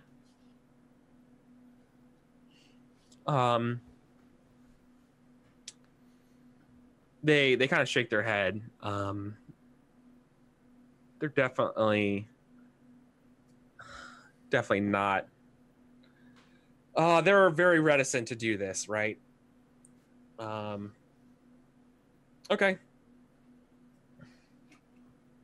We're gonna come inside. Let's discuss this further. I feel like this is going to take quite some time. Okay. I'll have to bring my commanding officers with me, Sir Huey and Mr. Graham. I back into the 2 of them to come over. Graham's too paranoid. Because you mentioned that something's watching us, kind of deal, and that would set Graham on edge. So he would constantly. He's not really paying attention to what's going on with the beavers. He's too like focused on like the treetops kind of deal. Yeah. So he's like, yeah, that sounds like a great idea, Ellie. Why don't you guys go inside? Okay. And I just start walking in. I'll take you know, a moment and make sure everything's okay out here. Okay, out here. Right. Do you think there might be trouble out here? Oh no, it's just I've been in a beaver's dam before. He doesn't like indoors. We've been over this plenty of times. It's musty. It smells like crap and stuff. It just seems like he's kind of skittish. Yeah. Skittish. Hey, that's right. I don't like beavers. You caught me. And he like goes back to like looking at the treetops. Yeah. Okay. So I feel like don't you have an instinct about this? Yeah, he would constantly he'd always examine the surrounding area to study my opponent when in danger, but it's more like he feels the need to study. He doesn't know what the opponent is, and he doesn't know if he's in danger, but he would be studying the surrounding area to see if he can identify the opponent first in this situation. Okay. Can you give me a this should be a pretty easy one of I guess it'd be a scout test, right? Yeah. Because you want to try to see it and see what it is, right? Mm-hmm. Cool. So it's going to be against its nature.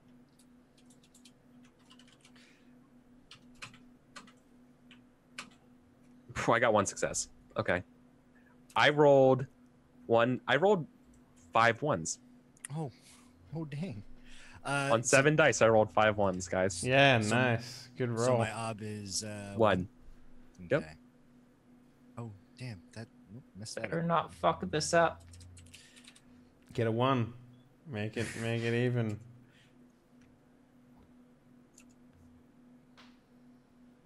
What the fuck, guys? What is happening? What is happening? You want a versus, or what do you want to do?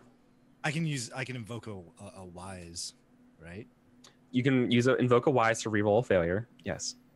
I'm gonna invoke a wise to. I'm gonna invoke a wild country wise. Okay. And I'm like, there are things out in this area that would make me want to think that there are other things, but they're actually not. So let me take another look. I like it. Nope. Oh dang. So, wait, you only had 2 rolls? you can you can spend another fate to re-roll with a different wise, if you wanted to. Your other options are to break the tie in your opponent's favor with a trait, giving you 2 checks, or we can do a tiebreaker roll. In this case, it would be health versus its nature again. So I can spend a fate to reroll. I'm gonna spend a fate to reroll it with predator wise. Okay. Okay. That works. Nope. Oh wow. But now we know it's probably a predator. Now I need a 4, 5, or 6. Oh boy. What do you want to do? I mean, you've tied it up, right? So you can basically get 2 checks out of it, right? That's at least you'll get something. Or you can versus it proper. Yeah, or you can do like the nature versus if you want. We'll do a tiebreaker roll. Damn. Okay. Let's do it. Balls All right. to the walls. Yeah, man. This counts as a test for your health, by the way. You know, tiebreaker rolls aren't bad. They count as tests. Mm-hmm. Yep. Gotta get that up. 4 successes this time. Good luck. Okay. Boop. And the ob is 1. You're rolling 3 4. die because your Wait, nature. yeah, 1's fine. Your nature's 3 now. Remember, so. He's not using nature. He's rolling with health. Oh, with health. Okay. All right. I always wow, forget okay. this. That is a failure. Yeah, not quite enough, so I win. You don't have an afraid condition, so I think I want to introduce a twist to this. It's not that big of a deal. Down descending from the sky is a great dull gray and brown owl, a barred owl, and it swoops down at one of your hairs, and it misses, but the hairs immediately are like, we're out of here. And Bye. it was almost silent the way it dove down before going back up into the canopy. And and the hairs all scatter in different directions, leaving you around. Yeah, there's an owl out here. Graham is like, shit. He looks back at the dam, then he looks over to where he saw the owl kind of swoop up into, and he looks back at the dam, and he's like, now I could bother them with this, or I could take down that freaking owl. He grabs his bow and arrow, and he's like, I guess I'm going owl hunting. Yeah. That seems smart, but okay. Do you want? Okay, then I think what we're gonna do for the next part of the game is we're gonna have 2 consecutive conflicts going on. You're gonna go after this owl, and you guys are gonna have a social conflict with this beaver. Unless that commotion, do you think, has changed things? What do you think? I feel like you guys heard the commotion of the hairs scattering. That might have interrupted the slow going formalities of beaver communication. So, the fact that I can't understand, I'm just sitting there nodding because I can't understand a single thing that's being said because I have zero law mouse. I'm just going to be like, Ellie, I heard something outside. I'll be back. Just. Okay, sir. Okay. I can handle it here, I think. I just sort I'll of do my best. do a curt bow at the beavers and make my way outside. And what do I see Graham doing at that point? It's a good question. The owl's gone by this point. So Graham would be attempting to climb the tree in which he saw the owl disappear into to see if he can pick up a scent or a trail on him. Okay, so what? So he has his bow in his mouth, and he's kind of climbing up the tree on the bark kind of deal. And I assume this is a pretty huge tree, to the mouse. So he looks down and he notices not Graham. He notices himself. What? He notices Huey and don't worry, everything is okay.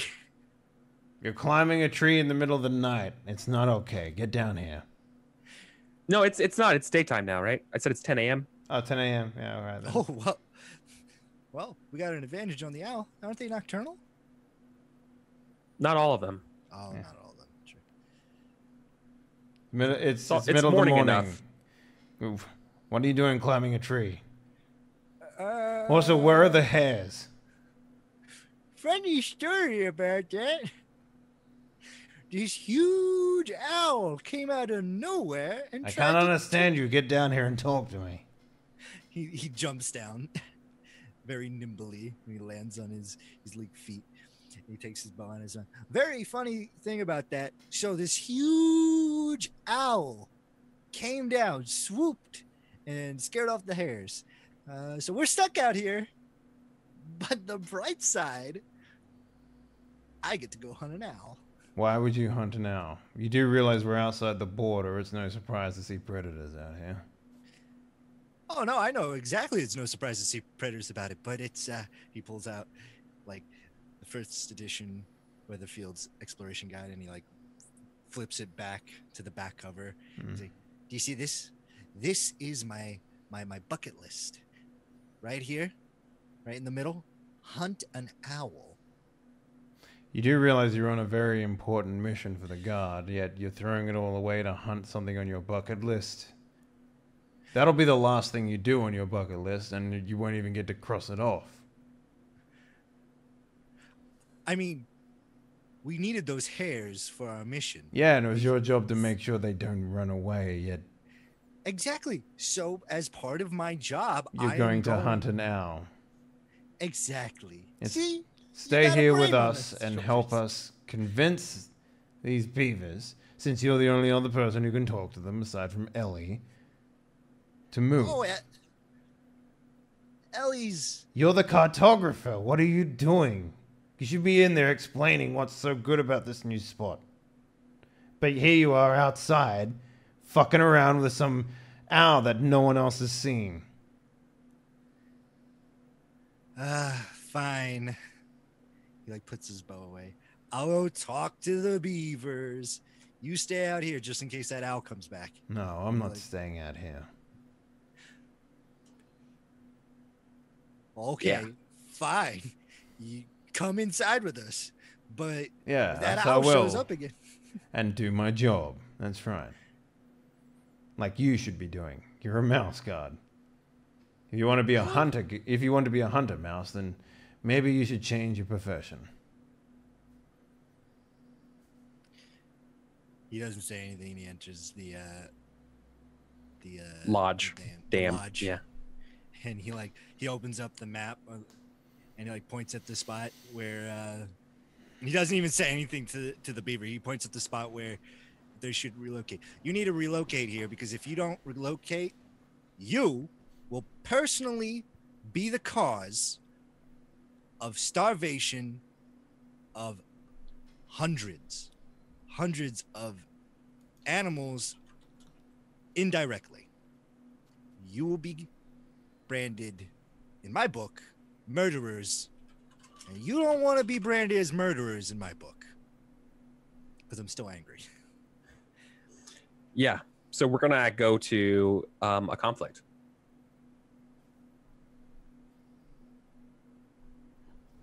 All right. This is going to be a persuade conflict. For purposes of the game and equipment for this game, for an argument, your supplies count as evidence. Your map counts as evidence, which provides you a +1 success to to attacks, which is pretty good. Can I even do attacks in this instance because I can't speak it? Nature. My nature is 2. Yeah. This is Yeah. it's an argument conflict. So you can use Persuader, and you add to the base the will. But for this case, I would also allow Lore Mouse instead of Persuader. Okay. Lore Mouse. Let me see the things you can equip for this conflict. It's probably pretty good. Yeah, here it is. So weapons of wit. It's page 118 of the rules, but I'm also gonna post it to you guys so you have it. 118. All right. 118 plus intimidation or deception is +1 success to feint or maneuver. Evidence is +1 success for an attack. I'm posting in Zoom chat. Roleplay just lets you add 1 die to your choice. Promises add 1 die to defend. And repeating yourself gives you a -1 die to whatever action you move. Interesting. Okay. You may combine the roleplay die with any of the other bonuses. Keep that in mind. Okay. And that all being said, let's go ahead and get this going. Who wants to be the captain for this conflict? I think that should be someone who actually can. So what is the role for the disposition? Persuader added to will. I'd also allow Lore Mouse add to will. Persuader added to will. My will, just so everyone is aware, is stupid high. Because you're old as shit. It's 6. And I have Persuader 1, and what was the other one? Lore Mouse? Yeah. Yeah, so I'd be rolling 1 die added to 6. Can you on top of that? Do you have lore mouse? No, I don't. I can't even talk to these things. So. My will is 4, but my loyal mouse is 3, so I'd be throwing 7 dice. No. You only Do you roll have a 3 check dice. 2 lore mouse? Do I have a check 2? I have a 1. Like, are you learning it? Yeah, I have 1 pass in lore mouse. Oh, then fuck it. If you don't do the disposition, you should just try to learn it, and then it would take you 1 round, and you immediately learn lore mouse. Because isn't your nature 2? Yes, it is. So you just learn lore mouse. Like, yeah. That's really quick. Yeah, it is. But so you don't roll 7 dice. You roll the dice of your skill, and then you add your will to the disposition. Okay. So it's by default, our will be 6 plus 1 if I roll. So if I pass my success, I'll have 7. But if I don't pass my check, we'll have 6 by default, sort of thing. Does that make sense? Yeah. Yeah. So what is Ellie's total? You're muted, I think. I have both lore mouse and persuader of 3, but my will is only 2. Right. So I think by default, regardless of what happens, the willpower that I have is going to give us a higher disposition than anything. Yeah, because you're a stubborn old bastard. Yeah. All right. I guess I'll lead then. And with the help of you two, yeah. We'll be rolling 3 dice, so that's not so bad. What were you saying, Eric? Sorry. No, that's right. Okay. All right. So 3, and then your all of your helps as well, right? Mm-hmm. I'll help with lore mouse. Great. I'm helping with lore mouse. Great. Because we're both translating for him. Yeah. Yep. It's like, yeah.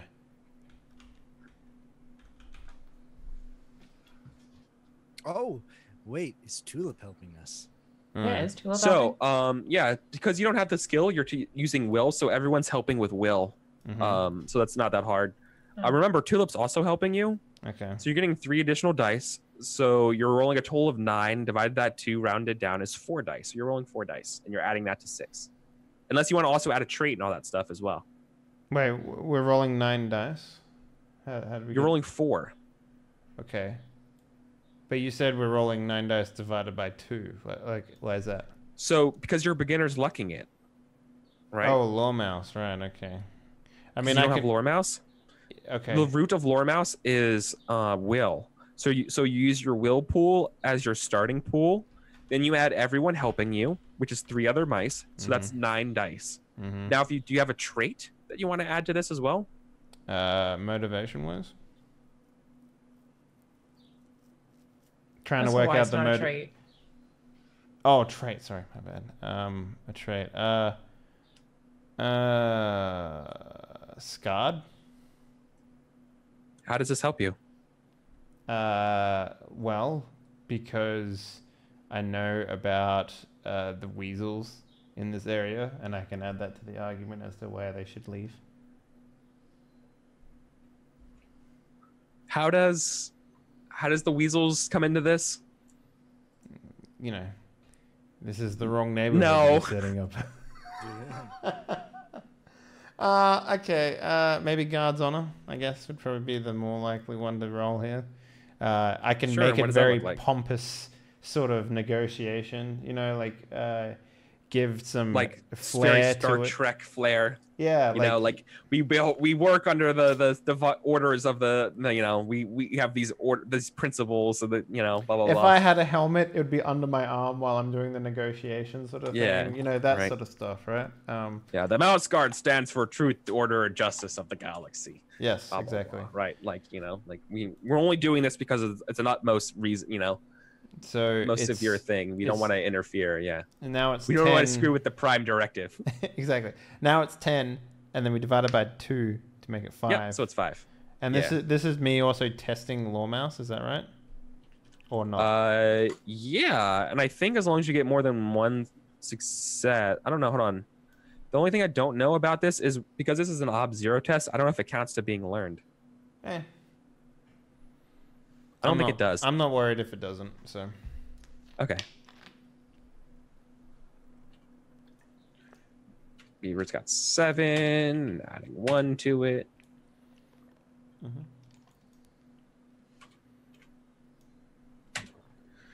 Okay. 4. It's 11. So we got 9. How many? Wait, I got some 6s in. Ooh, I got 2 6s actually. Wait a second. Let me see what the beavers things are. Oh wait, hold on. Ignore my 4. I have to re-roll this. Mm-hmm.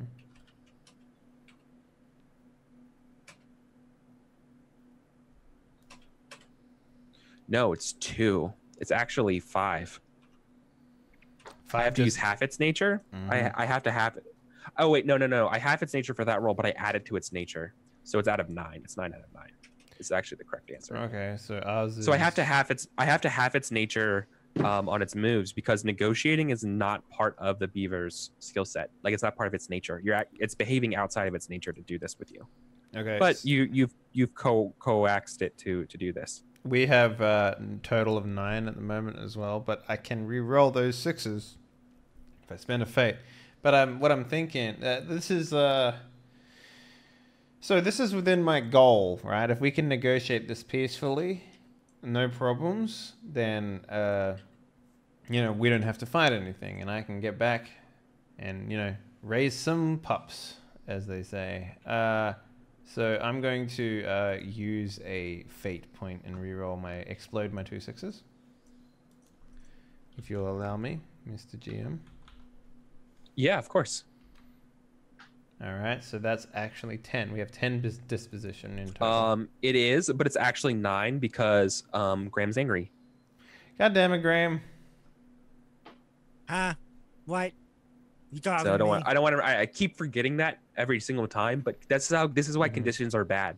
Conditions take down your guys' stuff. Wait, it's actually you tired as well? It's tired.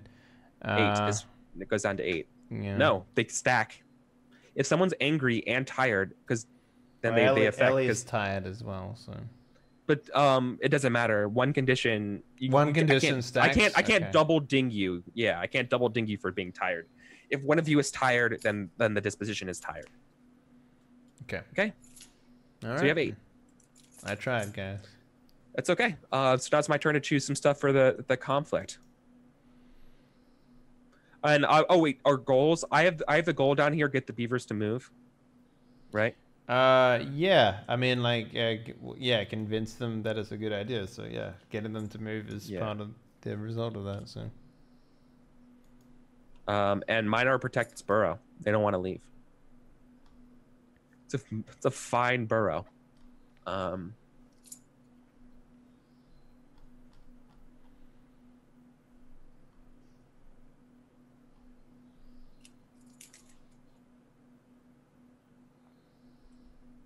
right, my cards are down. Okay. Well, so in this particular instance, fainting is intimidation. No. In this particular, well, yes and no. Fainting in this circumstance is like trapping them in their own logic. It's like getting them to admit your point. Right? Mm-hmm. So the things that Huey is good at when it comes to communicative stuff is he has Persuader 1, Manipulator 2. So, and that's it. So I'm thinking I'm going to do... There's no manipulative, right? No. Yeah. Well, that sucks. Or sorry. So a feint in an argument or negotiation, it's a misleading point to get your opponent to say something foolish that you can use against them. Or like in a negotiation, it's a temporary reversal. It's like agreeing with your opponent so then you can trap them later.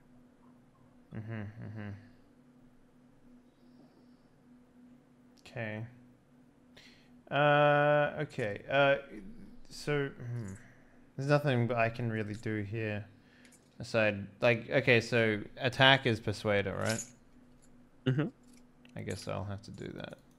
What is everyone else picking? All moves are Persuader. But I'm also allowing for Lore Mouse for attacking as well. Oh, every single move is a persuader? Yeah. In an argument. Okay. I'm going to choose Ellie, Ellie is the captain here, so Ellie has final say over the order and stuff like that as well. So when you're talking I over, thought just remember that. Oh no, Huey. Huey, you are the captain. I'm sorry. You're right. You're right. My bad.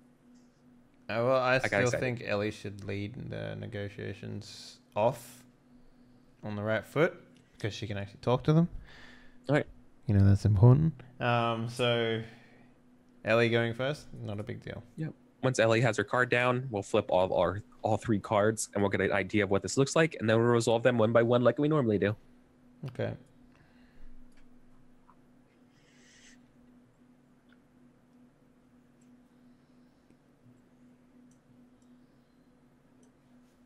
Okay, let's flip. All right.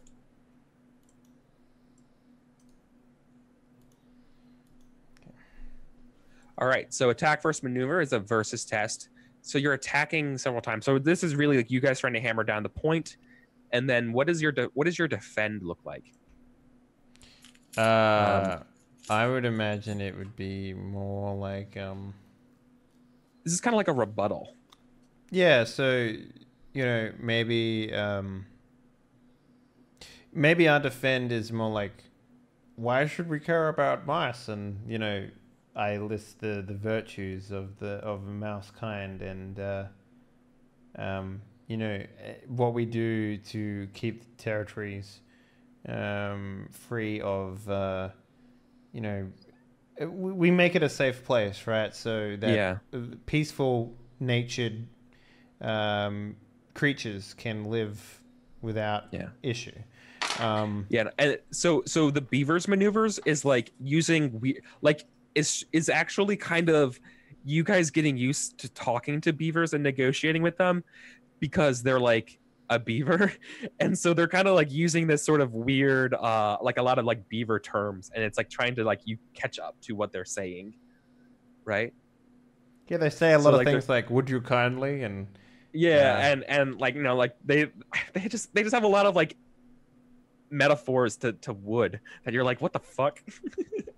You know what I mean? Like, looks like you're barking up the wrong tree. That's a real summer birch, ain't it? Yeah. You're like, what? You know what? You know? Yeah, maybe. You know, like when leaves fall in January. You're like, I like the idea that they're just like, is he agreeing with me right now? I have no idea. You know, like that's what it is, right? I introduced myself as Huey Oak, and they're just like, Oh, that's good wood. That's a good one. It's a good, strong last name you have there. Yeah. Exactly. Like they. So okay, cool. So this is a versus test. So we're just gonna roll our dice together, but this is once again is not in their nature. So I'm rolling half the dice.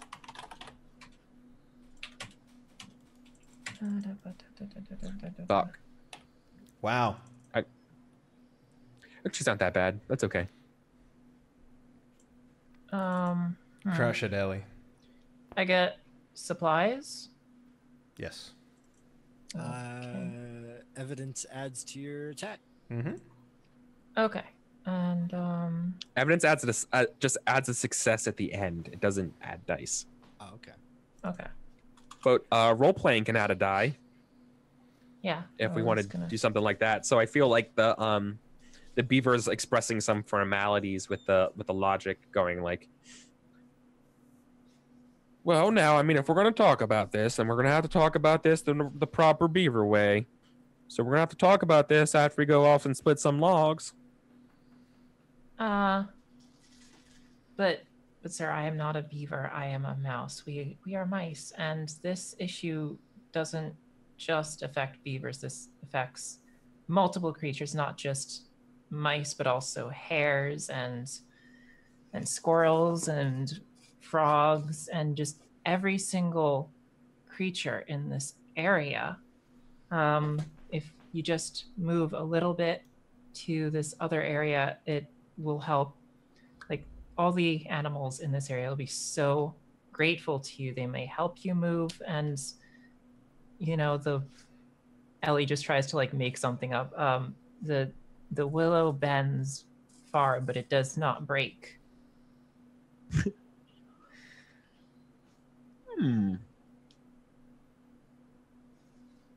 And the other beaver is like, well, this makes a pretty good point. And like, let's see what your role is.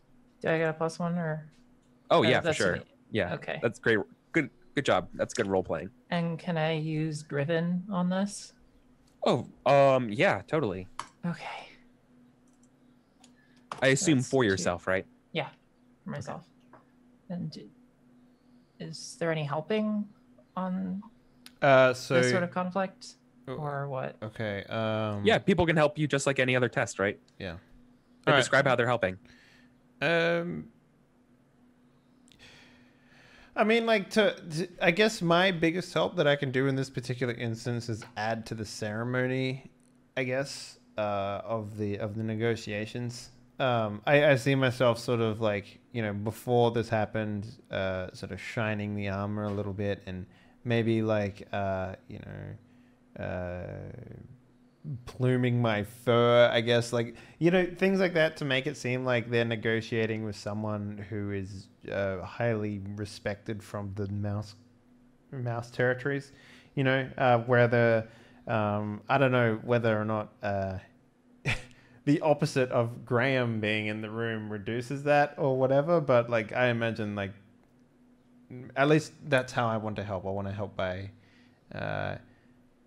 making it seem like that this is a really important matter to the mouse kind, so they're sending their best of the best that they can talk to. Whether or not that actually helps with this test or not is up to the GM, I guess. But since I can't really talk to them,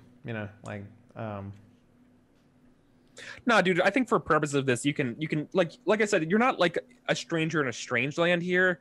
You can, you can say some words and you understand some of them, right? You're not completely out of this. I imagine it's about the same amount as I understand Polish right now. So yeah, exactly. Which isn't a lot. Yeah, that's fine. Graham would, when they offer to, kind of like talk about the relocation, but after they split wood, Graham would step up and say, all right, let's go split some wood, and then we can sit down and talk about it, because Graham he's like, okay, he has that mentality of when in Rome, do what the Romans do. So if that's going to help us sit down and have like a conversation with the beavers, then he would know that through lore mouse, kind of like Russians, and they drink. I don't know. I saw it off a TV show. The Bratva, before they sat down and talked about business, they would drink some vodka, kind of deal. But he would be like, yeah, let's go split wood. Okay. So I get helps from those. Mm-hmm. Okay, that bumps that up to 4, and Ob 1, I guess. It's Ob 1. 2. Yeah. Yeah. But it's against my 2 successes. Yeah. Wow. Nice roll. Yeah, you obliterate it. Do you want to reroll at 6? Yeah. You have a cajillion fate. Yeah. So I'm gonna do it. All right. Hey, yep. Another success. Okay, now we go to the next part. Yeah, but we can't just tear this place down. Look at this. It's a work of art here. What if we... Oh, I don't know. What if we come to some sort of agreement? What if there's some way we can let the water kind of keep going? Like they're trying to like hedge back a little bit. Like they're like, what if moving is so hard this time of the year, and my wife's back. I don't know if we can make the journey. Did they get any bonuses from their maneuver, or did they fail? No, they got fucking rolled. Yeah. It's a versus test. Oh, it's versus, right? Okay. Yeah. I thought it was independent. We never seen an attack versus maneuver yet. I think. Yeah, that was the first time. I thought it was independent. Yeah, I got rolled. Yeah. Well, Yep. we have seen it before. I've just always won them. Oh, big plays. Yeah. So this is gonna happen to both of us. This attack's gonna happen to both. But Okay. that's what I'm doing. And Graham, what are you doing? You got an additional success. Because of her The role map. playing. Oh yeah. The map. No, the map just adds an additional success. Nice. Can I call on the map too during my Yeah. attack? Yeah, of course. So I point to the map and I said, well, if what you want to do is stay here, but let water through, you gotta divert it. And he kind of like points to the map. You gotta divert it this way, so we get a sufficient amount of water to go to our territories, and our territories get,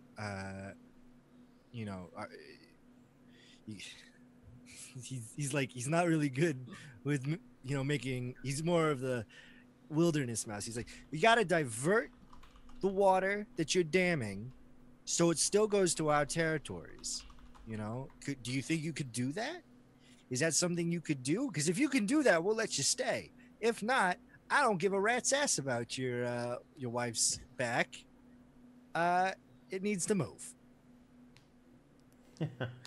And like you think you said it in a very polite way. Rat's ass. I don't understand. I don't know how rat's ass is good for us or not. Is that a type of? I don't know that type of wood. Rat's ass. Have you heard of that tree? I hope by translating that to a much less offensive beaver term. Nice. You make it more palatable. Yes.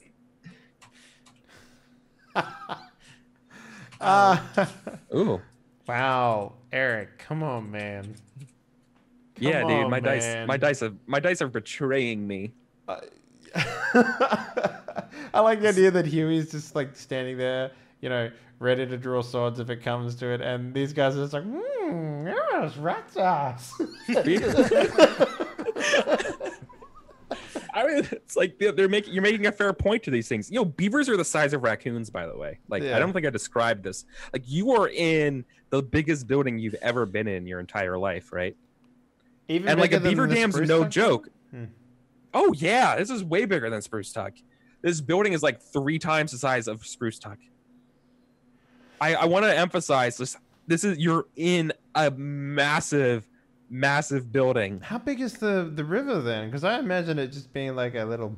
Little creek. Yeah, No, little like creek. this is like a wide. No, this is a pretty wide creek. This is like Like it's maybe this is like 8 feet across, 10 feet across.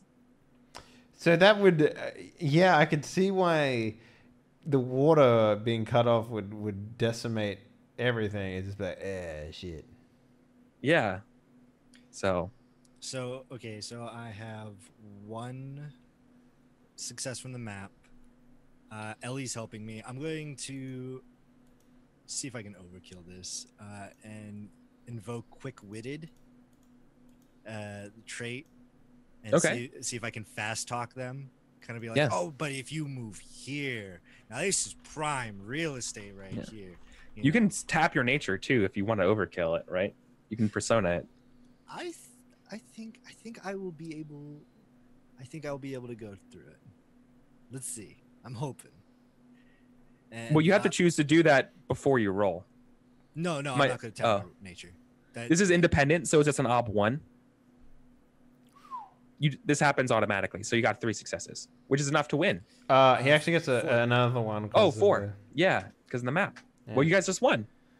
You won, but you're not completely in the clear, right? You got 1 point off of it. So I think it would be fair to I say still got my defense, mate. Let's. no, that the thing's over. You guys won. They have no more disposition. It's over. Can't even like. I think, honestly speaking, that is an oversight. But okay. No, it's not.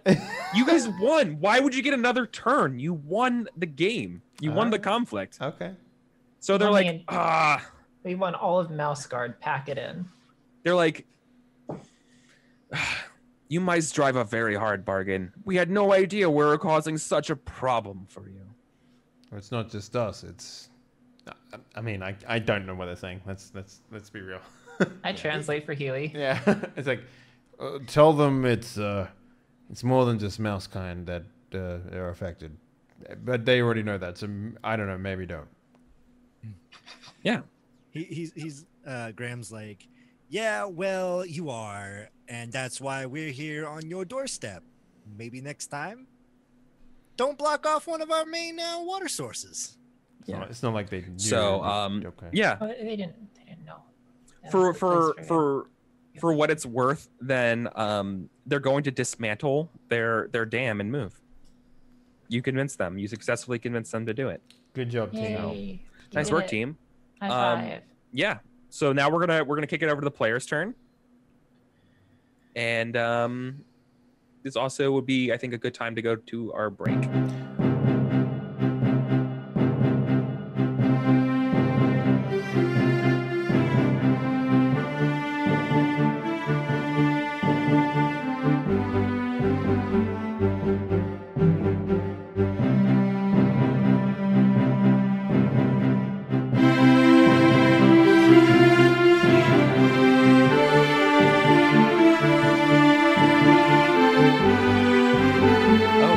So we're at the player's turn of the game, which is always the fun part. So instead of me telling you on this mission what to do, it's finally you guys have to take a step back and figure out how you guys want to spend some time here. So each of you, I don't think earned any checks so far this session. No.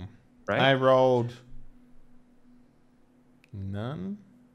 You guys have all worked really hard to make sure you passed your tests so far. So you all have three checks to spend.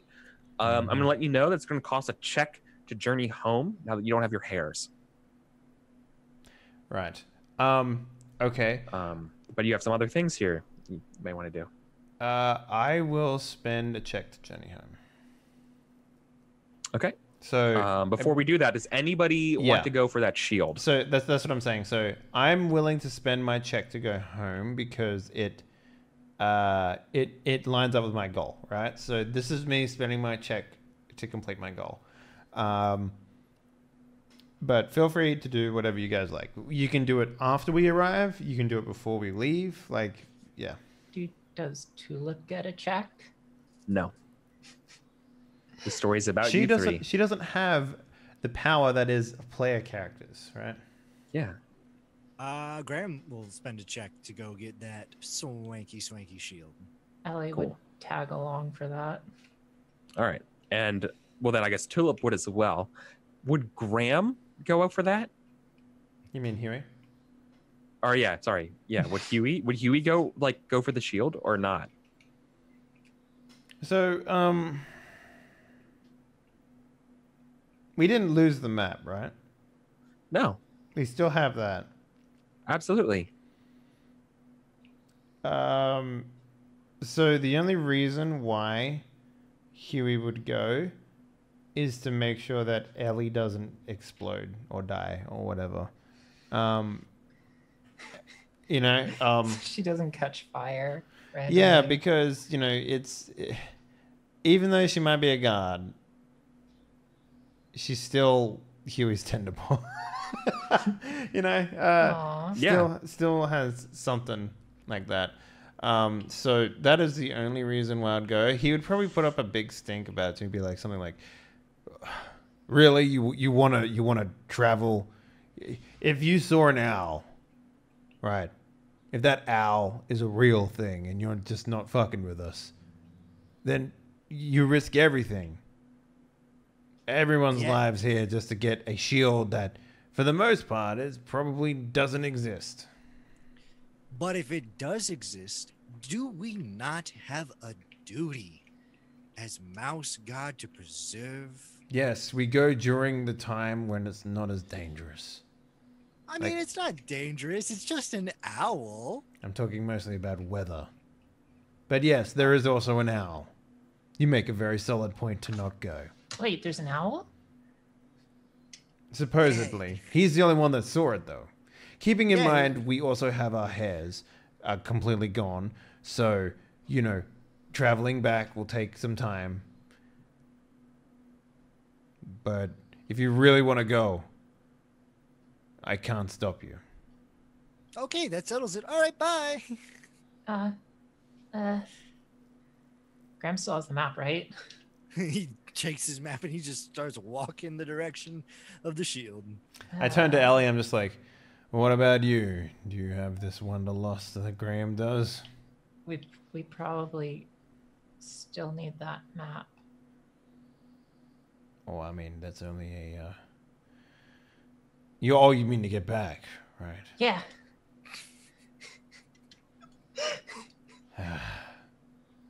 I swear if that mouse gets us killed, I'm gonna kill him. Nice. And I think that's the part when we see so you guys have to go through some pretty arduous wild territory, uncharted territory over to where the shield is. The shield is down in the in like the farther reaches of the Dark Heather. Mm-hmm. So you have really like no mice have been out here in who knows how long. So you have no idea what to expect. This ground is absolutely untreaded. You're just gonna have to make do with the best dead reckoning you have. I mean, you have your map with you, but like that's years and years old. Things have changed. And give you some sort of a guide, but landmarks mostly, maybe. Yeah, right. Yeah. Graham would probably be on his like toes and like his ears perked a little bit, kind of like listening, looking for any signs of weasels, owls, danger of any kind of deal. Oh yeah. While he's leading, I believe like Graham is kind of maybe like 200 feet in front of the group, and he's like super excited and stuff, and he's like always like looking back at the group with like a big, jagged smile, like, this is fun, isn't it? This is great. Yeah, I imagine this is like your jam. What's your friend's called again? Tulip? Yeah, what is her reaction to all this stuff? She's kind of with Graham on this. She's excited about it. This is like, imagine the stories I can tell from this, right? Imagine this is a once in a lifetime kind of opportunity. And to be one of the guard who gets Donegan's shield? Ellie probably would get worked up from Tulip's excitement. Yeah. Time will pass and they won't remember the mouse who found it, but more the fact that we found it. You know that, right? Oh yeah, but that's aren't you a fucking Debbie Downer? But I mean, Graham, if we do find it, it would be an invaluable relic of our great history. Know what Tulip would say? She's like, that might be the case. They might forget us, but for the rest of the year, I get to drink for free. And Graham like, you know what? Actually, Huey just sort of sits there and he's just like, yeah, okay, all right. Yeah, you're right. I never have to buy myself a drink for the rest of this year. Let's put it that way. Actually, how close are we to? Ellie sneaks a high five with Tulip. How close are we to? Remember a while back? Territories? I said that the last. I drank the last ale pint of the apple cider that came from outside the territories here. Oh, outside the border? Yeah, do you remember that? How close are we to that place? It's not apple season though. You would have to. Doesn't matter if I can rump around in some barrels. Yeah. What I would say is you guys are. Let me look at the map real quick. You guys are way off the map still. You're like probably around here. Okay. Yeah. And I think the place you're trying to get to is like was here, right? Yeah. Okay. We're so way you off. could theoretically on your way home hit that. right? I suppose would that be a check? Your check would be to travel from here to there. Yeah. Mm-hmm. Okay. You know, if you're talking about, the best ale you've ever had, what's that place called? Woodcliff Grove? Yeah. Okay, yeah. Because I tell you what, this fucking cursive, man, like, super hard to read. Anyway, it's like, the best ale I've ever had in my entire life came from Woodcliff Grove, which is outside the border. So if you want to drink good for the rest of the year, you find a barrel of that, you'll have every mouse in the territories coming and knocking on your door. I can guarantee it.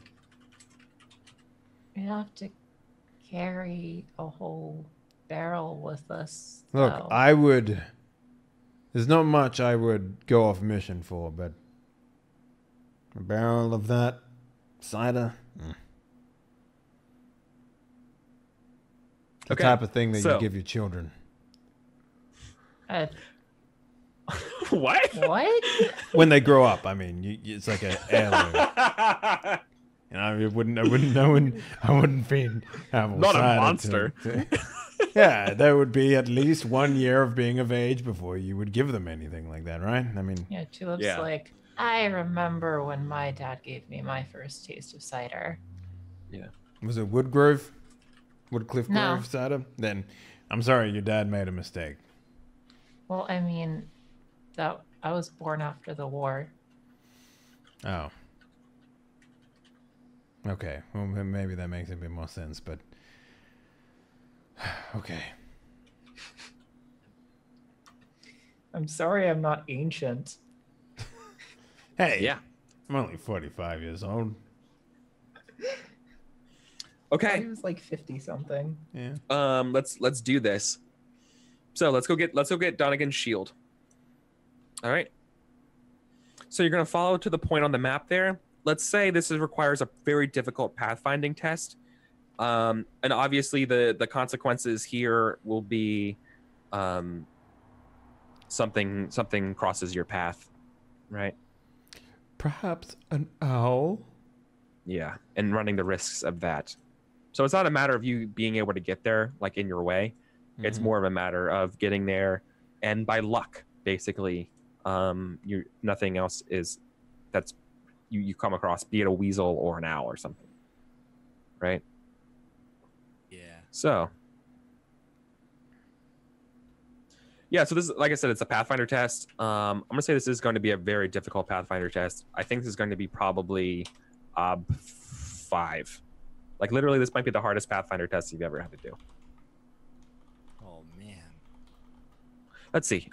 It is a short journey, and you're blazing a new trail. So that's 1, 2, and that's 3, 4, 5. Yeah. Or it's nearby. It's nearby, but it's blazing new trail. It's 5. I can help you with Pathfinder. You can help with Pathfinder. Gets helped with Pathfinder, Scout, Hunter, and Weather Watcher. What do you do?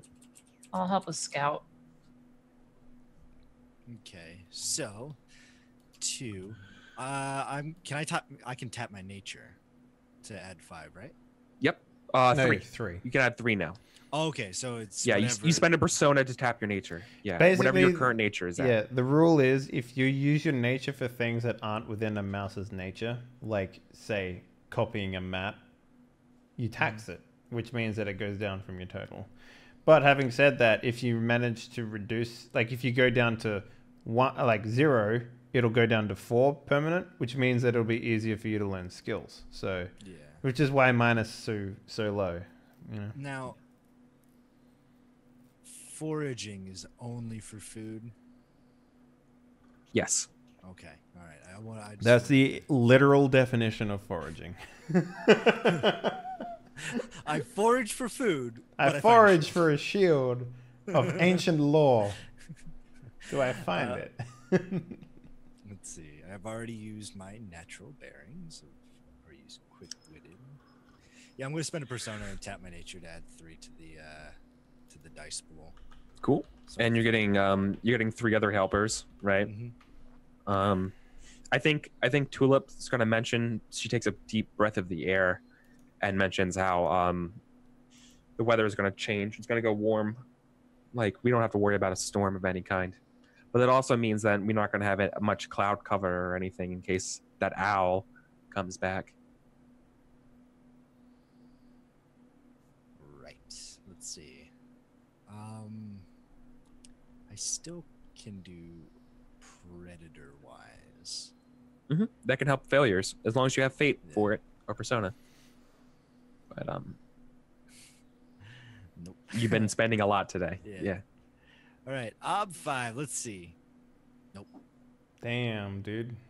You're you short. rolled a 6. Um, Do you have any fates? Yeah. Do you have any No. fates? Nope. No So fate. that's it? You have nothing else to add to it? No. I All right. have literally nothing. Okay. Oh, not great. Well, hang Um, on. Did you add a 1 for the map? Oh, I did. I didn't know if we were allowed to use Oh. it because it was beyond any. I mean, that's literally what the map is for. Like, If you it's- don't know, you can't. You should ask me. yeah. Oh, well, you said it was like it was beyond like wherever mice have been. So it's like, well, would a map written by a mice really help in that situation?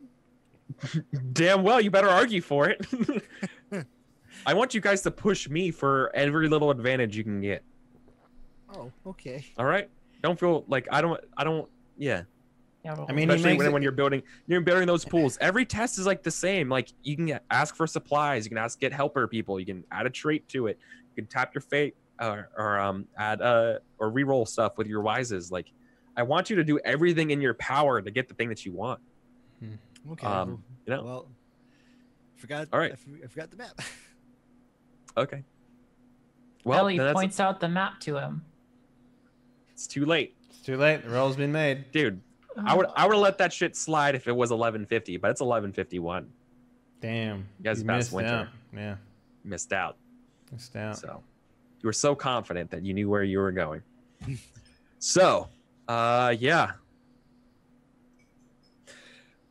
That owl did not leave you guys alone. Hmm. You guys hit the deck at the last second as it dives down on you guys. You're kind of in an open field. You can see the barrows where this place where like the Dark Heather entrances could be. That might be your shot out of here, or you can stay and fight this thing. But what do you do? This owl's here for you. Oh, Graham jumps up and's like, "Oh boy," and he like readies an arrow. This guy skirted off our hairs. I like Delphi. He's getting an arrow. Unless somebody stops me. You wanna fight a owl. How big Hey. is an owl on the get fucked spectrum? There, Eric. Yeah, on the get fucked spectrum, that's a really really good spectrum. Is it like a dragon? Yeah, it's essentially a dragon. It's a natural order. It's an owl. It's the same size as a beaver. So it is 2 sizes bigger than you, which I think you can do it. Animals that are two ranks higher than you may be captured, injured, or run off using fighter or hunter. They may not be killed by your hand.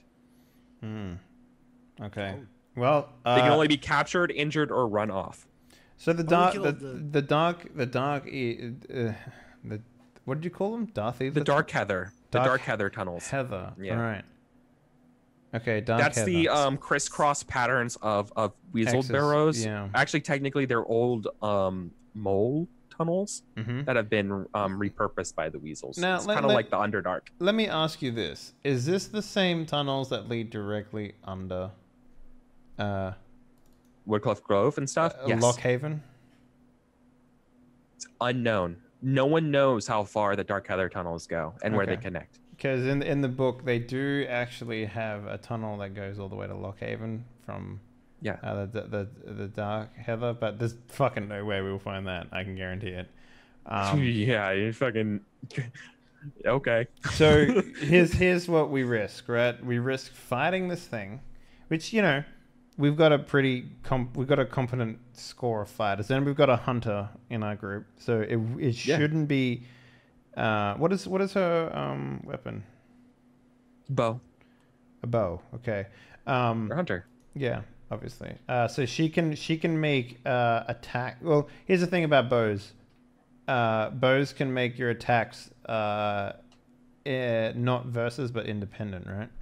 Yes. So that's really, really strong, and I think we might. I don't want to go on the dark heather tunnels because we'll get lost down there, and that's not within my goal. I don't want to get lost, so I think we should fight. And it also makes sense that I would draw my sword the moment this thing swings at us and be like, yeah, let's go. Yep. All right. The dramatic battle music turns on as you guys square off against the Bard Owl.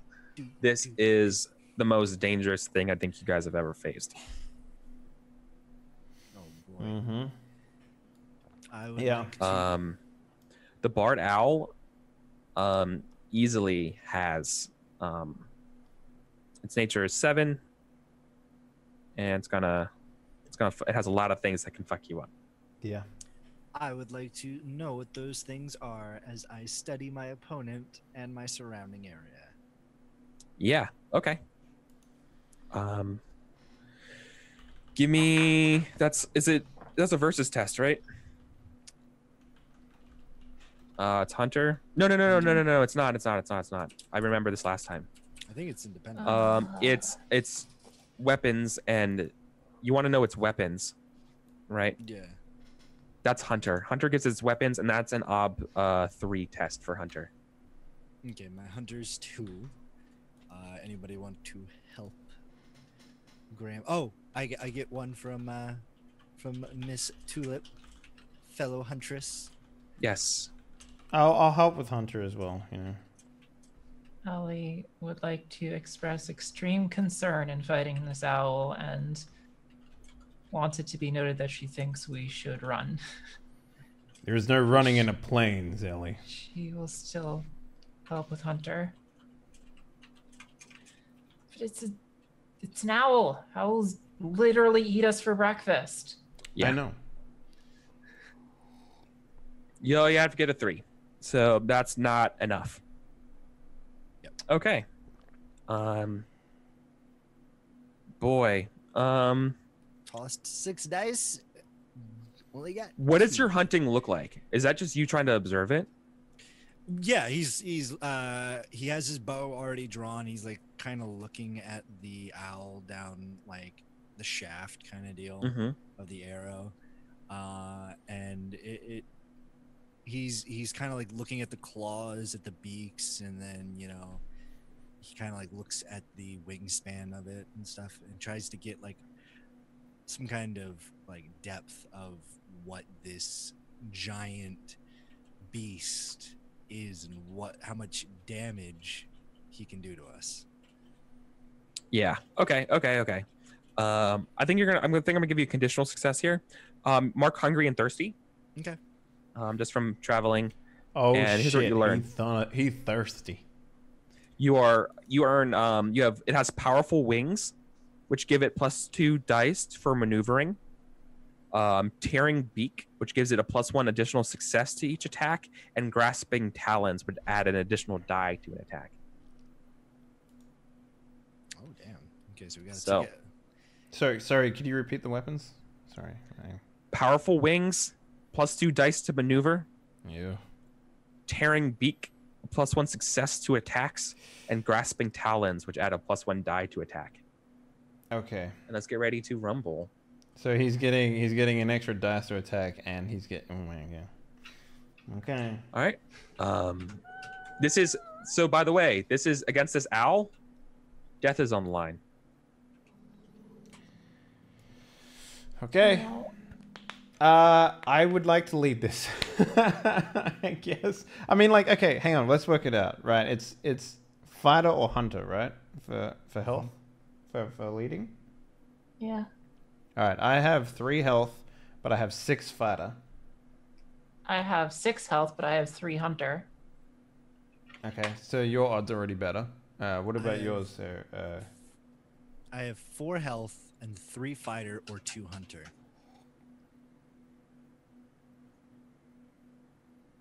I think it's Ellie. Mm-hmm. Like Yeah. it kind of has to be because like your odds are significantly better than everyone's. So The most reluctant person to fight this owl is going to lead our charge against Yeah. the owl. well, she's Like, probably when the she most sees- level-headed, right? Like I got. Huey's got blood in his eyes. Graham has got his bucket list that he wants to consider, but the only person who doesn't have any stakes in this other than like survival would probably be Ellie, right? Yeah. Yeah. So that makes the most sense to me. Yeah. Ooh, And only when she 11? says, Bless you, Eric, and your terrible rolling. yeah. When she sees like no one backing down, Ellie just like will like position herself to like Can sort I? of keep herself sort of between her and Tulip, or the owl and Tulip, so she's more of a target, and like start swinging her sling Yeah. and be like, if things start going really bad, I really suggest you guys start running. So can Tulip actually help with the disposition roll or no? Yeah, no, totally help you with Hunter. Yeah. Okay. So, what is jeez. your guys' goal? Mine would probably Let's- be let's- just to drive off the owl. Yeah, you cannot kill. Yeah, so you killing this owl is off the table Yep. The only because reason, it's so big. the only reason why we Best you can do killed is drive it off. the raccoon last time was because we had like a whole army. Because you had Yeah. a fucking army. Yes, because you had an army of like 50 mice with you. Yes, Graham that's is the being problem of this so game. dumb. Yeah. So that's what it takes to Hunter. kill an owl. Got 3. Alternatively, mechanically, the black axe makes you treats you as one category larger for purposes of what you can kill. We need to find that black axe. It's a Imagine what legendary we could do weapon. with that shield, though. The shield grants you +1 success in defenses. Yeah, that black axe is like it killed a fox. Like 2 mice killed a fox with it. So like Yeah. Dang. it's Yeah. yeah. No, that thing is super heavy. Like the whole lore behind the black axe is that no one mouse can like relatively hold it. Like it's so heavy that Yeah. it's like It's unwieldy. it's unwieldy like to all ends, but to that point it's also really really good at piercing skulls of larger creatures. So Yeah. you guys should read Mouse Guard. Yeah, like it's a great comic. Like it's Yeah. really good. And there's And- very little issues of it, so you'll get through it in like an afternoon. Like it's Yeah. I have a question. Yes. What's Can up? I tap Brave, my nature, and use a Wise? Yes. You can go all out here I'm gonna do that. on a disposition for sure.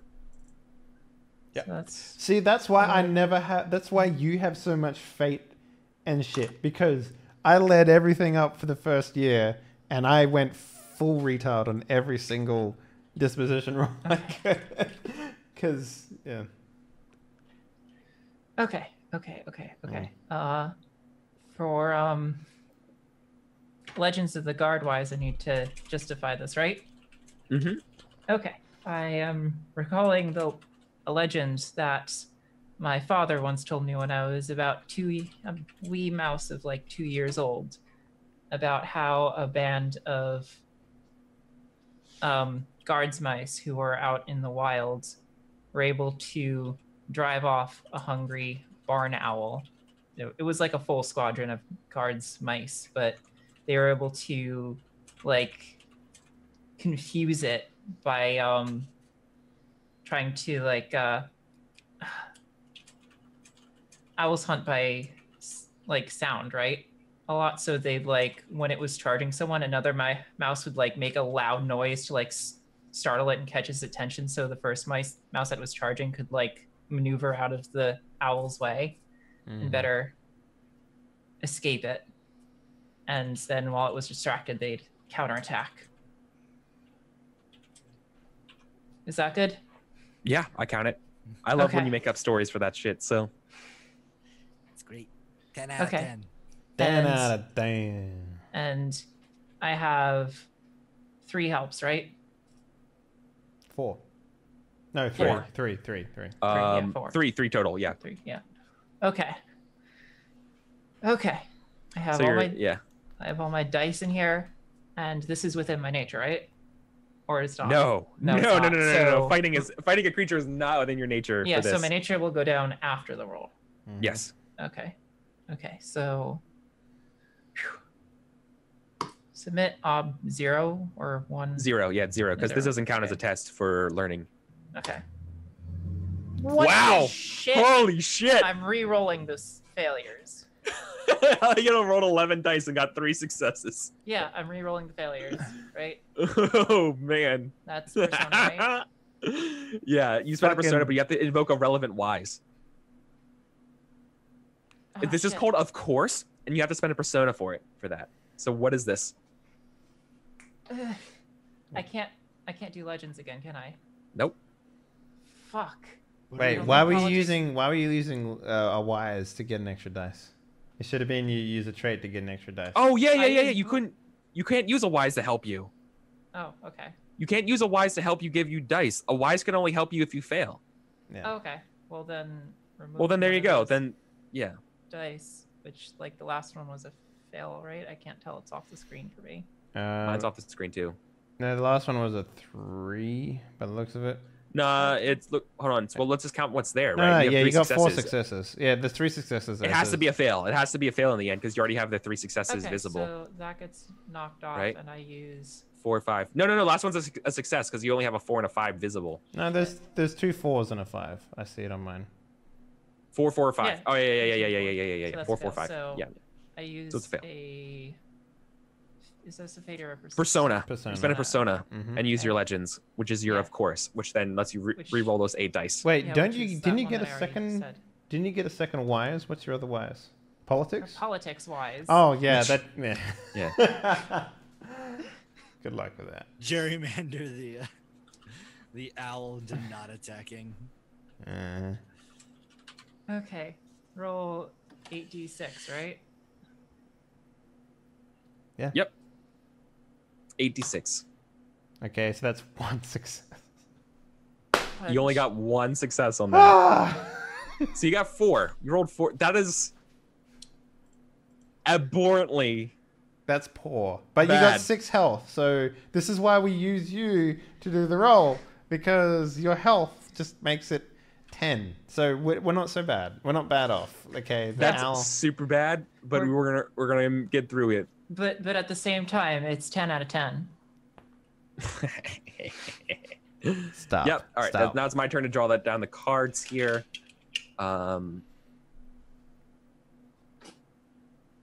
Its talons are out. That's what I would say. Oh Okay. no. Would I know the oh no, I failed. Excuse me. Okay. No, you did. You succeeded. You're just hungry. Oh, that's right. That's right. Oh, That's what's right. its nature? We have to give. Hold on. Before we go any further, you are tired and hungry, so your disposition's 8 out of 8. Mm-hmm. Oh, damn. Yep. Brum, brum, brum, brum. Conditions are real jerk. All right, so let's take a look at weapons. So I can get a +1 to attack and defense, but also I have the highest fight as well. So it's kind of like eh. So we have a bow and a sling. Was your weapon? Yeah, I got a sling. Okay, so you get +1 to maneuver.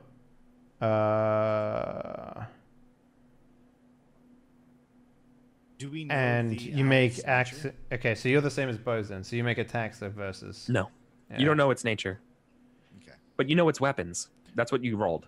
Okay. I mean, you can tell what its nature is by looking at its roll. Fucking up mice is absolutely within the owl's nature. Yeah, Right? it is. Yeah. Like that's without a question. This is literally the equivalent of a dragon. So it's All right. nature's probably 7 because Eric rolled 7 dice. So like Yeah, that's a pretty reasonable assumption. assumption to Yeah. make. It's based on how much dice I roll. And he'll probably be using nature a lot, and he gets extra dice when he attacks. So that's what- Monster. So here's something I want to be clear. So I can only use nature as a creature. Other creatures other than mice only use their nature. Mhm. But 'Cause they're if they're predators, forced yeah. to do something that's not in their nature, they have to roll half. Yeah. Which is why you guys rocked the beavers so well. Yeah. Yeah. Because negotiating isn't a beaver's thing. Mhm. They're builders and stuff. Yeah. But fucking up mice is within our nature. Yeah. Okay, so here's what I think we should do. I don't think. I think the first attacker needs to be a ranged one. Yeah, so either Ellie or Graham, simply because of the fact that this thing is going to, I think, probably attack first, and if you guys attack at the same time, you make it independent, which means that if you win the dice roll, we don't take health damages. Yeah. No. You're right. But what you meant to say is versus. No, it becomes independent, right? Independent means we both do damage to each other. Okay, sorry, versus, yes. Versus means the person with the highest number of successes wins. Yes. Those are the only two types of tests. So it's a really good idea for ranged attackers to go in the place where we think Eric's going to attack us. So that's either the first or the second position. I don't know where you guys want to go. So Does Tulip get a turn? No. Yeah, Attack? Tulips gets a turn in this thing. oh, she does. Okay. Yeah, and as far as her stats go, she's just like a hunter. Okay. Let me find the NPC mice. So I would you like guys- yeah. Okay. So I would Let's like to see. go in the second position because we don't have enough disposition otherwise. What do you guys think? That's fine. I'll go third. Okay. Ellie, you want to go first then? Okay, I guess. She has a hunter, so she has a hunter of 4 and a fighter of 4, actually. No. Dang. She's vicious. Yeah, I mean her trained thing is hunting, so that's why it's higher up. But her regular fighter skill is 4. She's a guards mouse. It's like pretty typical. All right. So, just so that's known, and she also has a bow, so she gets bonuses to. So wait, do you put maneuvering. another card down, Eric, or what's the deal there? Yeah. So essentially, they take a spot on the list if you want them. Okay, I so just do you wanted to put? be healer and mediator? Okay. Just go. We're throwing her up against an owl. Testing her metal. Okay. So She's not okay with this. what, Ellie? Yeah, this is terrifying. Don't worry, you'll do fine. The only risk is death. And death is just another beginning. No, it's not. Death is the final gate. Okay, so we're waiting for her token to come out. Like, what's going on there? Yeah, I'm just gonna grab this token. Okay, cool. All right. Oh, look at that little brown mouse. The chocolate mouse. So Tulip is gonna go 4th. So let's just lay down 4 cards. How about that? Okay, that's fine. Well, and now Eric knows our goal, so fucking Eric. He doesn't know our 4th position. Oh, he gets to Goal, choose for the so. 4th, right? Or do we Yeah. choose? But hey, if that's not fair, then I can pick up that 4th card, and then we can just go after and do 3 at a time. No. That's That fine. works for me too. I don't want to cheat you guys out. You guys, like I said, death is on the line here. No, Okay. I think there's 4 mice here. I think there should be 4. It makes sense to me. But- Yeah. Right? Okay. So, I mean, I guess realistically, Ellie, you get to sort of instruct her, but like, I guess because she's your friend, right? So, I don't know. You're also the captain of the conflict, so you would choose for her. Okay. Welcome. Heavy is the head, but where's the crown? They just want to put the crown on my head, so. Like I said, so this is attacking in this conflict is a fight animal conflict. So of course, fighter or hunter work, defending and maneuvering are of course. So sorry, attacking and feinting is hunter and fighter. Maneuvering and defending is nature and lore mouse. It is considered in your nature using nature here. Because defending and maneuvering is literally like hiding and escaping and climbing and getting to your advantage. Okay? So that's what's on the line here. So let's go ahead and we have our cards down. Do you want to pick a card for Tulip? If she gets if she uses, like, here's the thing, Graham, I don't know if you know this as well, but if you use a maneuver, you get an extra +2 dice. With the bow. With the bow? So, yeah, a bow gives you +2 dice. So maybe it might be a good idea for her to maneuver at the end of the turn. I don't know her stats though for maneuver is it's still hunter, yeah. Yeah. Lore mouse and hunter? Okay. Yeah, it's lore mouse and hunter, and she is a guard mouse. Her nature is 5.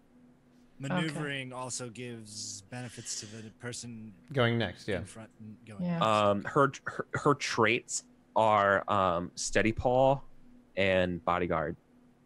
Interesting. Okay. She could probably use the steady paw trait when taking a shot.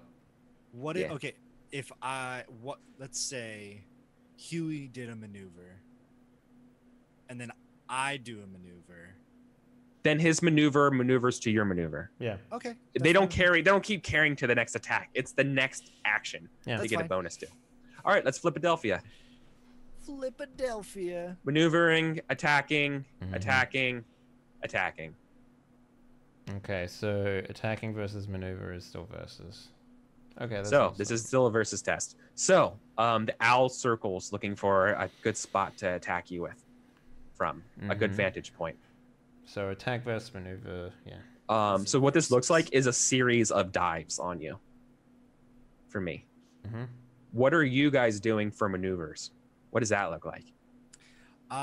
Graham would have heard Ellie's story about how the mouses used sound to attract the owl. It's a well-known children's story. Yeah. And he pulls out his wonderful lute and he starts strumming it. Then you're not using your bow. Yeah, I'm not using. Okay. My bow. You get what? You're throwing away 2 dice just so you can strum a lute? So I could get 1 dice. Let's do it. It'll be fun. It'll great. No. Oh, just tie your lute to an arrow and fire it. All right. First round, I got 5 successes. Use your bow to play the lute. All right, Ellie, you're up. This is your attack. Oh God. You attack with fighter or hunter. Of course, you have the 3 mice helping you. Hunter. Take shots at this thing, or swing at it if it gets close enough. Like, my sword is about the same distance as a bow, so whoa. What the fuck? It's a really long sword. Takes forever to swing it around though, but you know. It's like Sephiroth's sword, but it's a broadsword. It's more like Goku's staff. Yeah, it's Raven's Bane. It's as long as it needs to be. It's specifically for killing birds. Yeah, because fuck birds. So you're getting 3 helpers, and your bow gives you a nothing, except it makes this. I have a sling. Yeah, it doesn't help you. No, it's a ranged attack. Sling only gives you only to maneuvers, but this it doesn't matter. That's only for the attack differential. If it's an attack versus an attack, you get So you get no supplies for this. No. What can I use for my fate for this? Can I use my? Well, you have to roll. You first. Can use a trait. Yeah. You can use a trait for it. You have to use a trait, or to use your fate, you have to, roll first. Yeah, I already used my brave for the conflict roll.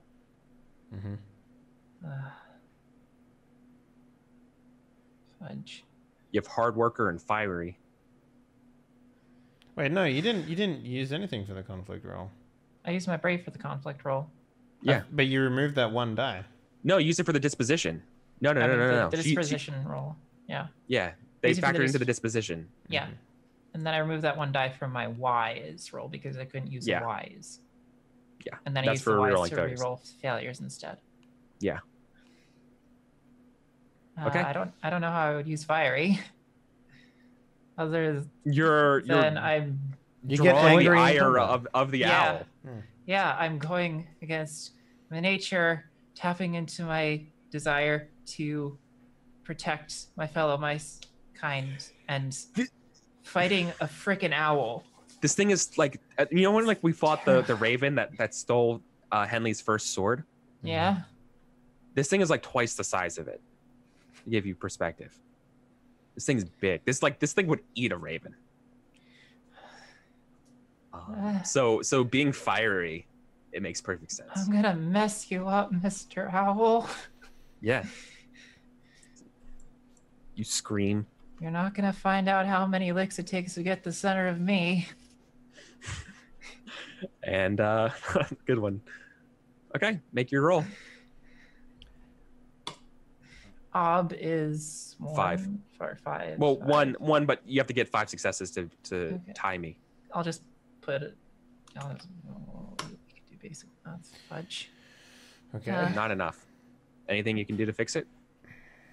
I have. You rolled a 6, 7. so you can use a fate there and explode it. You have 2 6s. Oh no, you have 1 6 there. 1 6, yeah. Do you have a wise? Persona for a wise? I have Legends of the Guard wise. I do have Persona. There's plenty of stories of people taking down owls. Yeah. Just which one do you pick? What is it about? And then you could re-roll all those failures, right? This is a great opportunity to get in front of his disposition score if you manage to do this. That's all I'm saying. You know, Huey's attacking with a sword. You know that you're probably not going to kill the owl this turn with you. But you do know that Huey's turn and my turn is going to be fuck mountain for both of us. Yeah, and it's also worth pointing out that I remove one of his successes with my heavy armor, so it's not so bad. So, like... Maybe. It's going to be...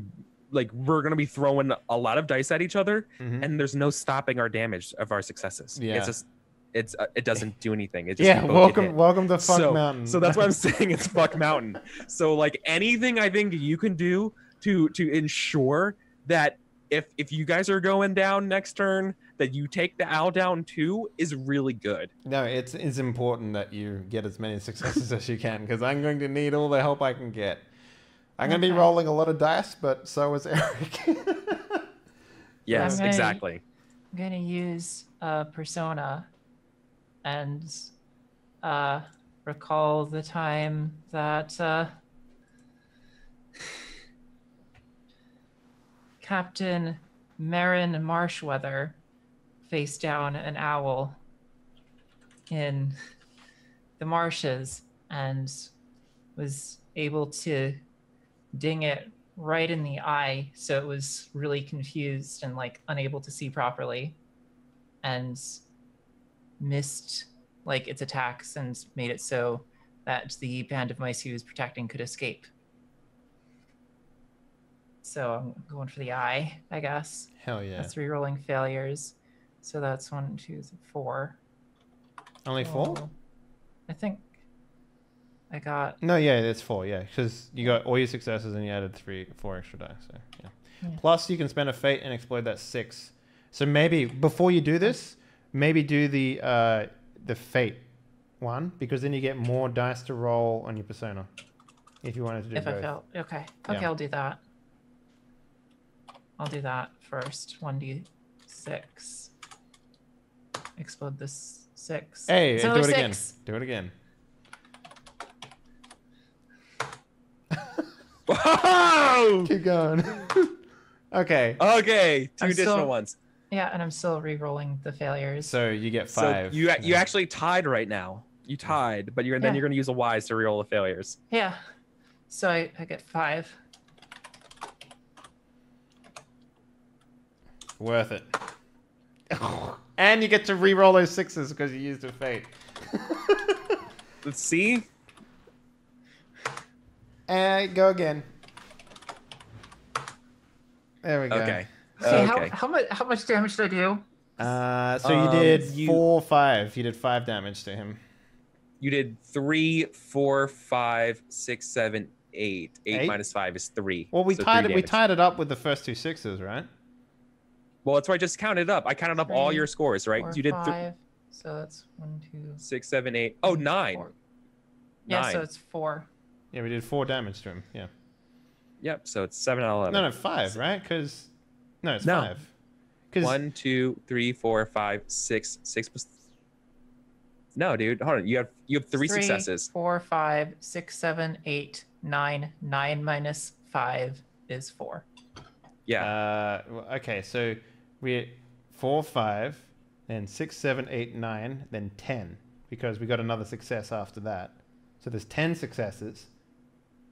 Wait, what? When did we get another success? We got 2 No. successes. Okay, we have 3 successes starting off. You rolled Then- 2d6 and you got 2 sixes, so that's 5.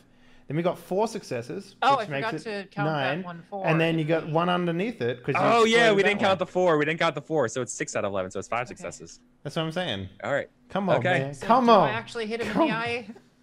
Yeah. Yeah. You probably. It looks like it's close. You don't know. It zoomed by, so we have to see when it comes back around. Oh my god. Like I hit it and like Yeah. it zooms by and Ellie's just like Yeah. Yeah, so All right, maybe Huey. maybe Huey's like, yes, Ellie, yes, this is exactly what I've been teaching you. And This is your moment. Yeah. All right. Let's get down to fucking business. Let's get down to business to defeat the owl. All right. So fighter check. Ooh, that's it. All right. I only got 4 successes. You're lucky. Woo. Very lucky. All right, fighter. Very, very lucky. Okay. 6 for my ability. I get a +1 from my sword, and then 3 mice helping. Yep. Plus, I would like to knock brave and give myself an extra success. Okay. Well, actually, no. I can do it after, right? Or do I do it before? You can use it after. No, you can only use it after to break a tie. That's right, So it's you want to just a save it to tie. break a tie, or you can use it now to try to push for a success. I'm gonna push for a success. So I get Sounds okay. smart. So I get 4 extra die because everyone's helping, I assume, and yeah, with 1 automatic success. Yep. So there's no ob, so it's just 1 because it's independent. Oh no, it's versus. Sorry, no, it's independent. Yeah. It's independent. Right. So his successes is actually 3 because I have heavy armor. Mm-hmm. And 5 plus 1 is 6. We kill the owl. Oh my god! You drove it off. You just drove it off. Yeah, so I like the idea that it comes back around and we see like this little tiny rock. It's this one bloody eye, just like blood dripping down the side of his face or whatever. And it comes in for another swing and Huey's just like, he swings like upwards and like maybe like the momentum of his swing like brings him off of his feet as he brings this humongous raven's bane like up and just like strikes him straight up the stomach as he flies by, sort of thing. And maybe he leaves like a trail of blood or something like that, but I'm not going to follow it. But the idea is that he appears to be incredibly wounded. But I like the idea that I swung so hard that I got lifted off my own feet from the momentum of this giant sword being swung upwards. It's such an awkward swing too, right? So, when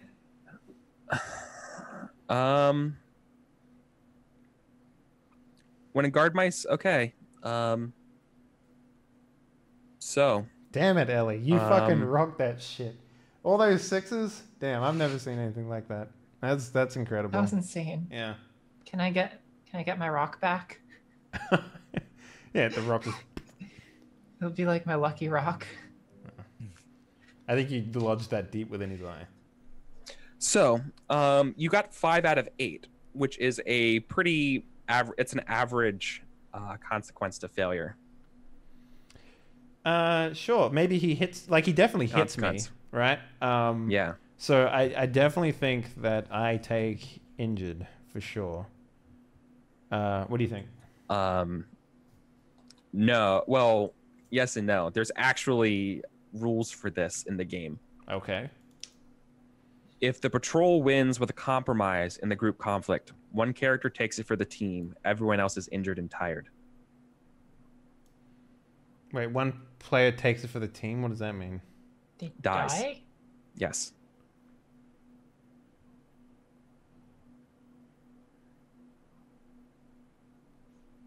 Okay. Yeah. I guess I take it for the team. Ellie would have too, but Yeah, Graham actually probably would have run after that owl.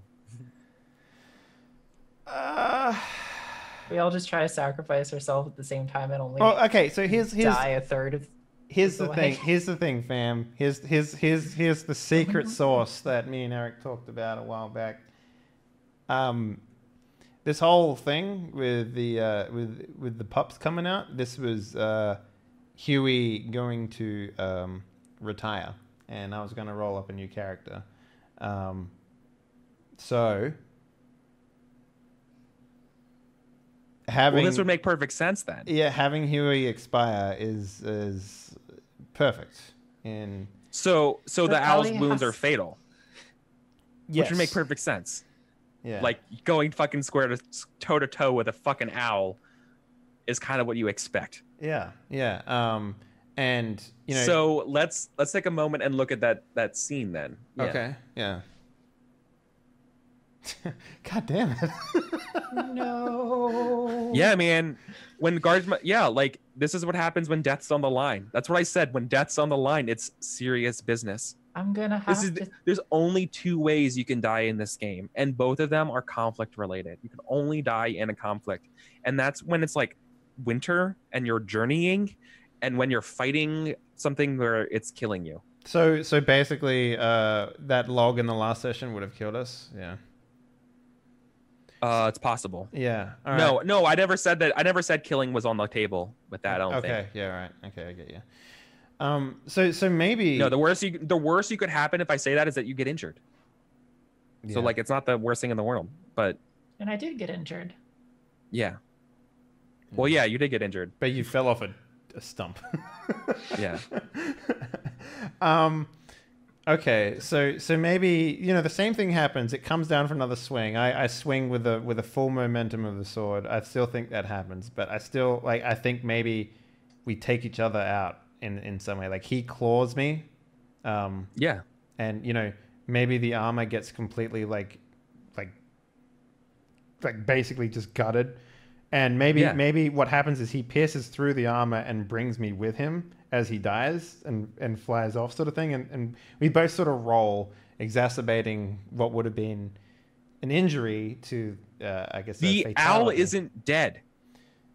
Okay. So then the owl then like takes off with like a limped wing. Yeah. Right? Yeah. Yeah. And, I guess what's left is just like Huey with like just fucking his heavy armor. Yeah, Like it's like fucking almost like plate mangled. armor, and it's just got Yeah. this giant hole in the middle from where one of his claws got him. Yeah. And he just like pretty much died instantly from that. He doesn't like have. Oh, you don't want to have that fucking moment of like, Graham Ellie. catching. yeah, like take my Coke. You know what I mean? Like you don't. Now you're dead. Nope. It's I think he got brought with him. He got fell off the claw, I guess, and just hit the ground. If the claw didn't kill him, the fall did. He's super dead. He doesn't even have like a last request or something. That's what I'm saying. You don't want that dramatic movie moment, dude. No, you don't have to. You don't have to. This is totally fine. I'm totally cool with this. It's just you Yeah. would still be alive a little bit if your guts were kind of. that's not true. That's not true. No. You That's not a fact. You wouldn't die. You wouldn't die. Well, I guess you could die instantly, if, like it pierced your heart. But like, if your guts were open and spilling out, You do live for like a yeah. couple minutes at least. yeah, It is fact. I mean, that happened. You could on be in Normandy. shock and unconscious. Like you have no idea. Like I don't know. I don't. And No, what I'm saying is, I just- it's your discretion, Henry. I do like the Yeah. idea of him just. Oh my being- god. Yeah. Oh my god. Game Rad totally said. I'm sorry to interrupt you. Yeah, dude, your sword's still lodged in the owl. You lost another sword to a bird. I don't think I would have lost another sword. I think there needs to be some memento of. Okay. That's what I'm Yeah. saying. Like I think what gets left behind is a sword that felled a beast twice the size of like a normal beast that the mice encounter, and that's pretty much it. Like I think.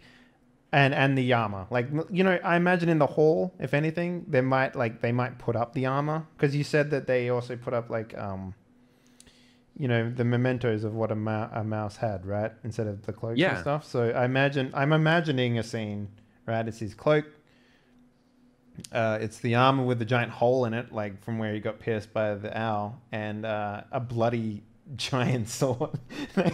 Yeah. Like that's what I'm imagining. So at least that would be like his the final statement, I guess, more than anything. But I don't know. Maybe you guys still have to make it back home. Mm-hmm. Yeah. So yeah, he's just dead. He's just. I have his check. Yes, you have a check. No, can I have his check? Yeah. Oh, yeah. You don't. I guess you donate your check, my dude. Unless you want to do something from beyond the grave. No, I'll donate my check. Do we give you a burial? You know what I think actually, like maybe I do have something. I would love it. Like, I would love it if you're actually near the shield. In some way, like you land, it's like below the ground or something. Like it's like, you know, it's like half sticking out of the ground. Or maybe like as I land, like I fall through, like I don't know, it's snowy, right? So I'm imagining like some sort of like wooden board stuff, and it's sort of like I like my body falls through like the wood, and it like it sort of cracks open like some sort of like, I don't know, like some sort of armory or something like that underneath, that has the sword, the shield. That's what I imagine. Like, or maybe not my body, but like the sword falls out and breaks it. You know, like because it's so heavy. Yeah. So. Yeah, it was like an old shrine. An old shrine or something like that. Yeah. That kept the shield. Oh my god. Wait, are we going into roleplay mode? Sure. Yeah. Okay. Ellie would just like immediately run up to Huey's fallen corpse, freaking out, and like check him to like see if there's anything she can do, even though it's obvious there's nothing that can be done.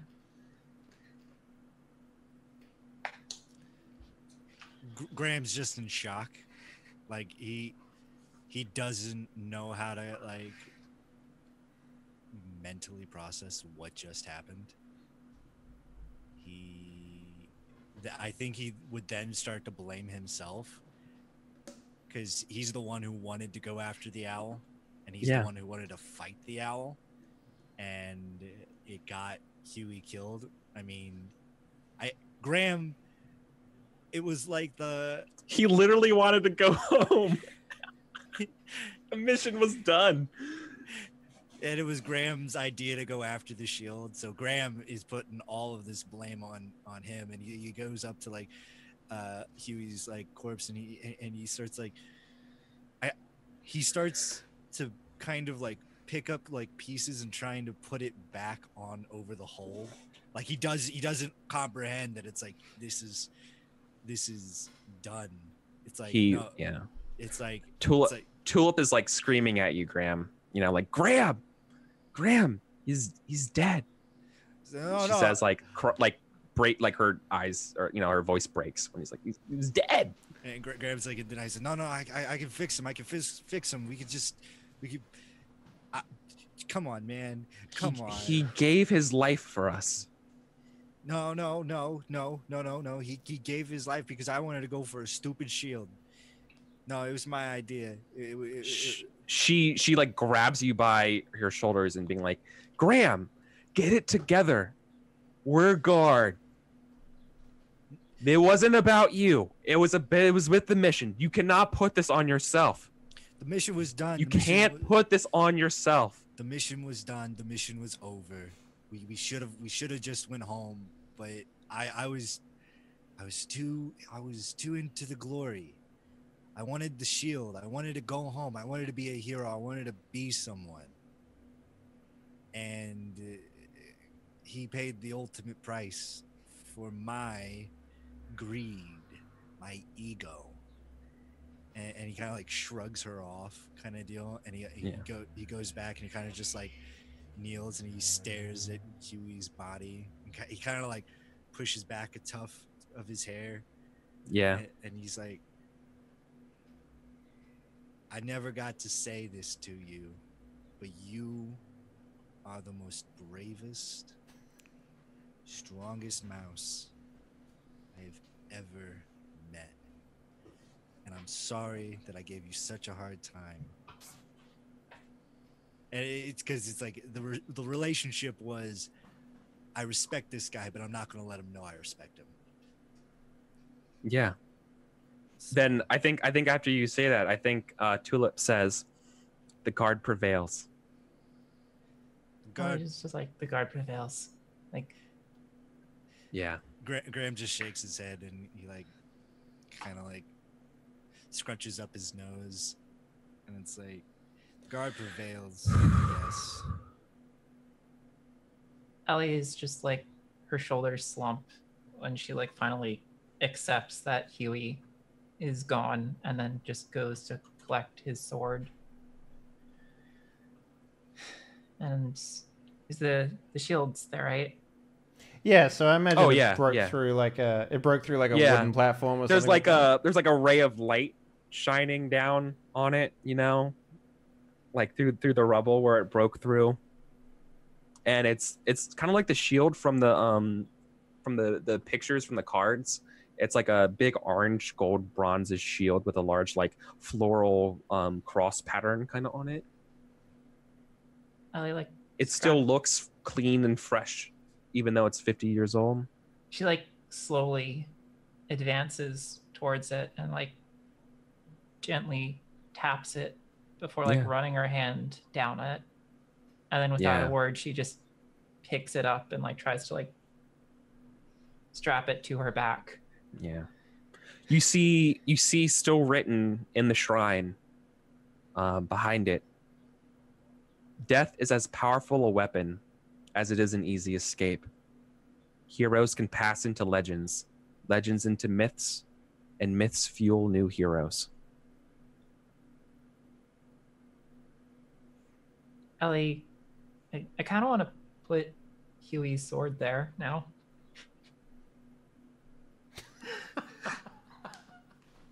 Yeah, because, you know, people are going to look for that. Huey was They a will. great guard's mouse. They will. This is, I mean, I think his wife would probably want the sword. Yeah, As she well. probably would. Ellie, Fucking like, Christ, man. takes the sword and like keeps it with the shield. She's probably gonna give both to. I also like the idea that you Why? finally realize how heavy this thing is that Huey's been carrying around this entire time, like it's nothing. It's just like it's basically just a fucking slab of iron that's just. He really was the strongest mouse. Yeah. I like get out and like shuffle back to the body and be like, Tulip, get his armor and his cloak. We need to take this all back. I don't know if we can also carry the body. So much. Graham takes his cloak and he kind of wraps up Huey's body, kind of like, I don't know if you guys ever seen Supernatural. Yep. Like the TV show. You know how they would wrap up dead hunters and put them on the pyre and stuff? Yep. But so he would wrap him up in that kind of thing, and he would sling the Sure. body. You save the cloak. That's a thing, though. The cloak Yeah. goes in the Hall of Heroes. Oh yeah, no, the cloak's coming with him, but he removes his cloak and wraps. Graham wraps Huey's body in Graham's cloak while taking Huey's cloak and folds it up and kind of maybe he like ties it to Huey's shit. sword kind of deal. Mm-hmm. And Yeah. he picks up Huey's body and slings it over his shoulder and kind of like looking at the other two mouse like, don't you take this from me, this is my literal cross to bear. Yeah, your little burden. So you're taking the sword from Ellie? Yeah, he'll take the sword Ellie wouldn't let it go. Oh boy. Look, there's enough weight for Huey you was both her to carry. mentor. Yeah. Yeah, your mentor died. Yeah, Huey was Ellie's mentor and she knew him for over a year, and she trained him, or he trained her. He gave her her cloak. She would not let go.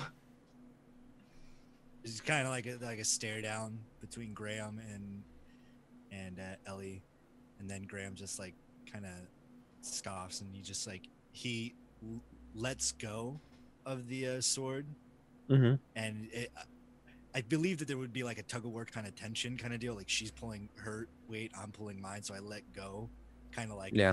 So you stagger back. Yeah. Yeah. and Graham just starts heading home with the body slung over his shoulder. He doesn't even wait for anybody. Yes, Ellie he's goes just too. that down. Yeah. So does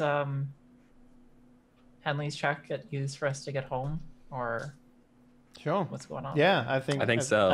I mean, that was his intention with the check the entire time. Yeah. So, makes sense. Okay. Oh, do I still finish my goal? Hang on. How did I ensure my children don't meet know. their father? Oh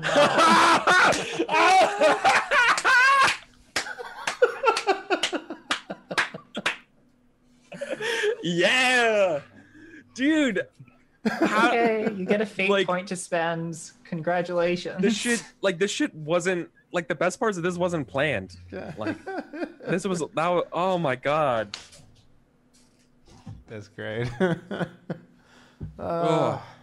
Children can meet his corpse. Yeah, pretty much. Yeah. I don't know how long it takes for babies to be born, but Very quickly, a couple months. yeah. So, yeah. So we need to actually go back to the game and do a quick journey home. Hopefully quick.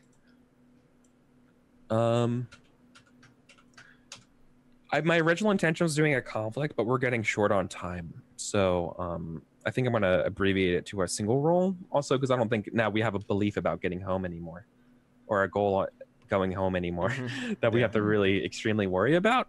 Yeah. So instead, I'm going to say this is a just a Pathfinder test to get home.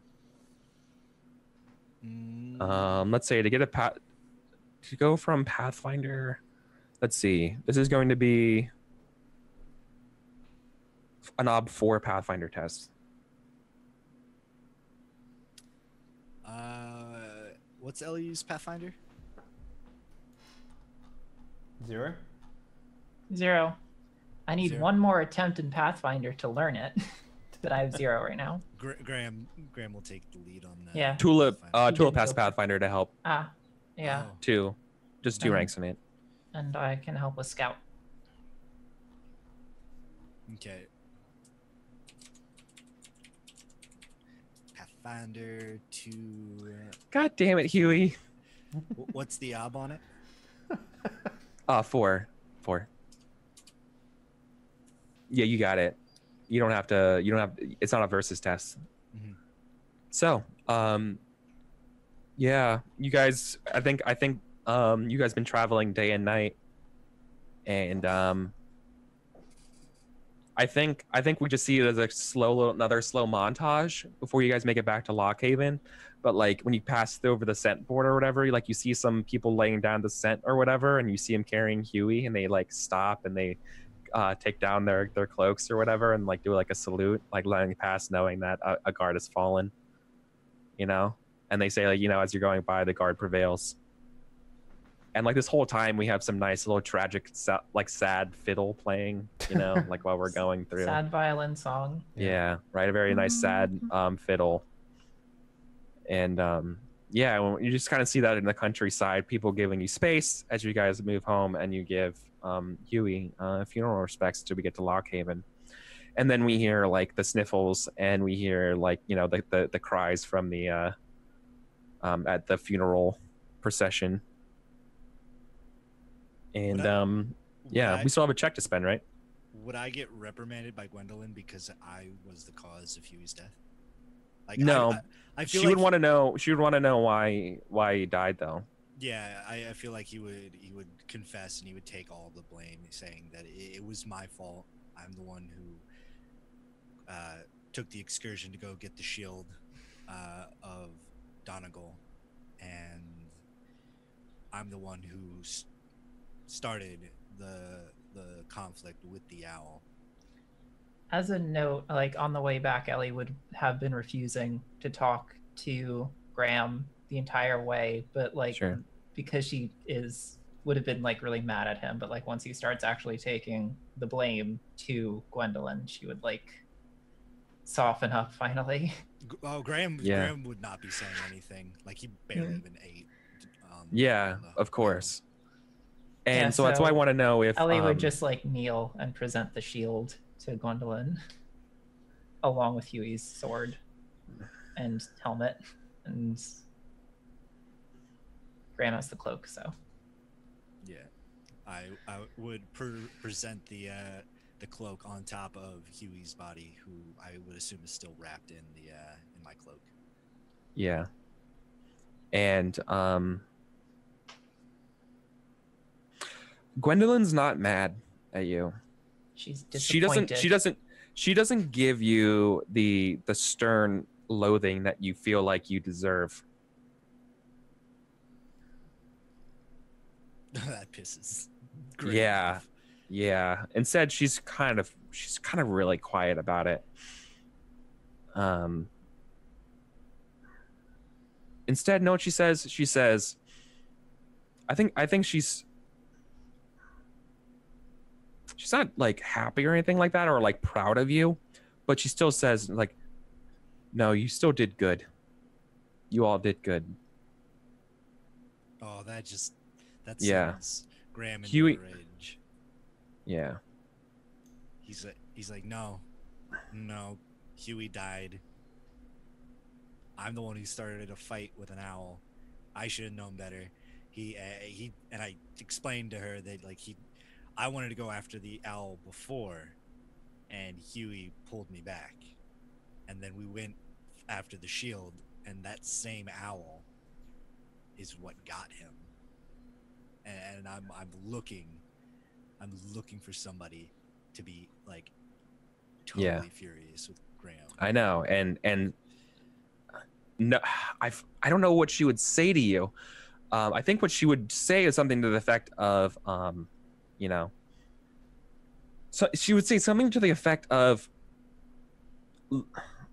we're gonna give him the proper celebration and funeral of a guards captain as he deserves.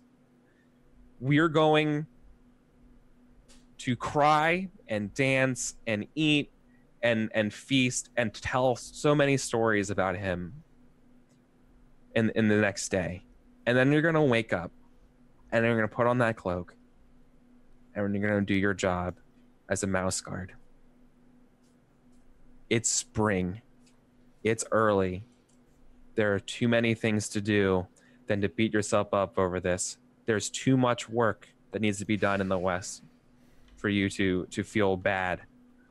Take the lesson of this to heart. That's what Huey would want you to have.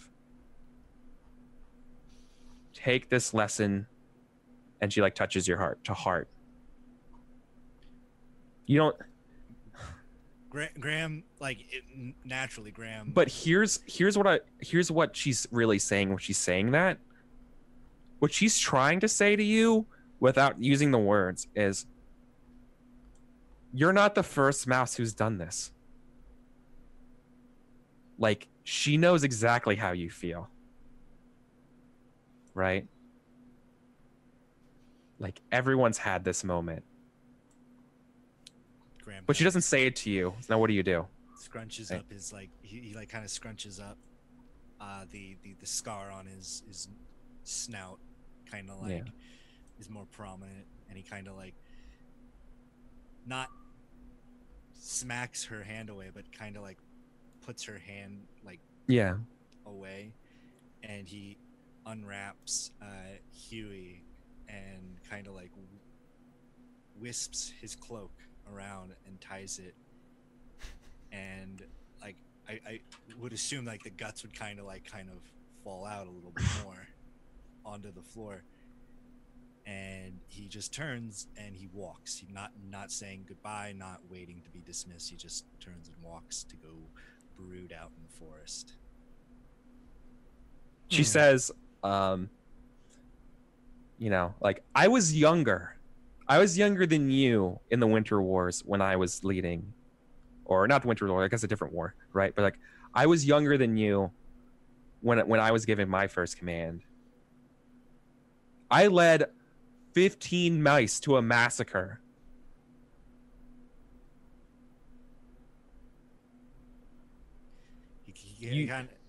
Don't think you don't pretend that this is going to get any, like you're that this is bad. Like we all carry these crosses, we carry this in our hearts, and we remember them.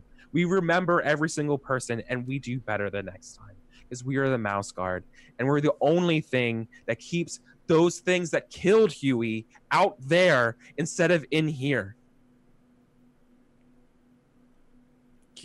Graham would kind of like as you're like walking, right?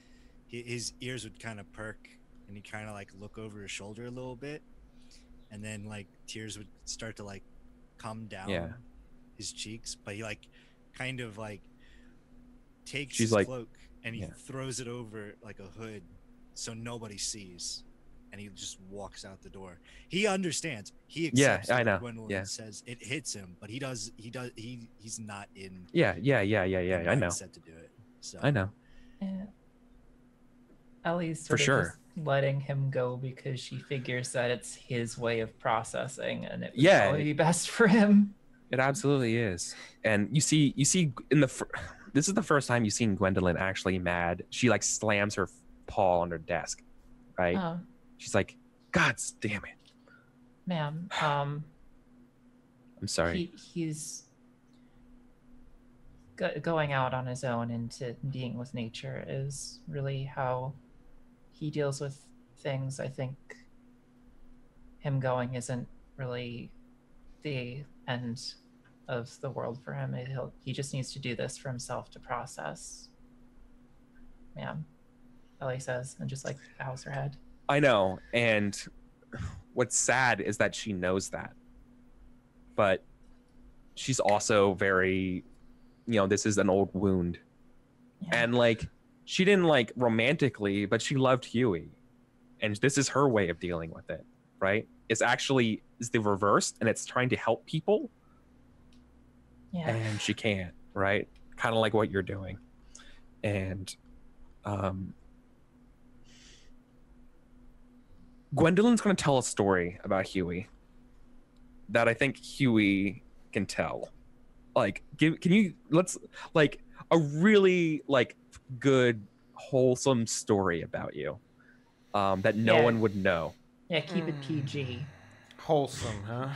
You know, like that's like a good story about like you as a tender paw. Okay. You know what I mean? Something. What did you do?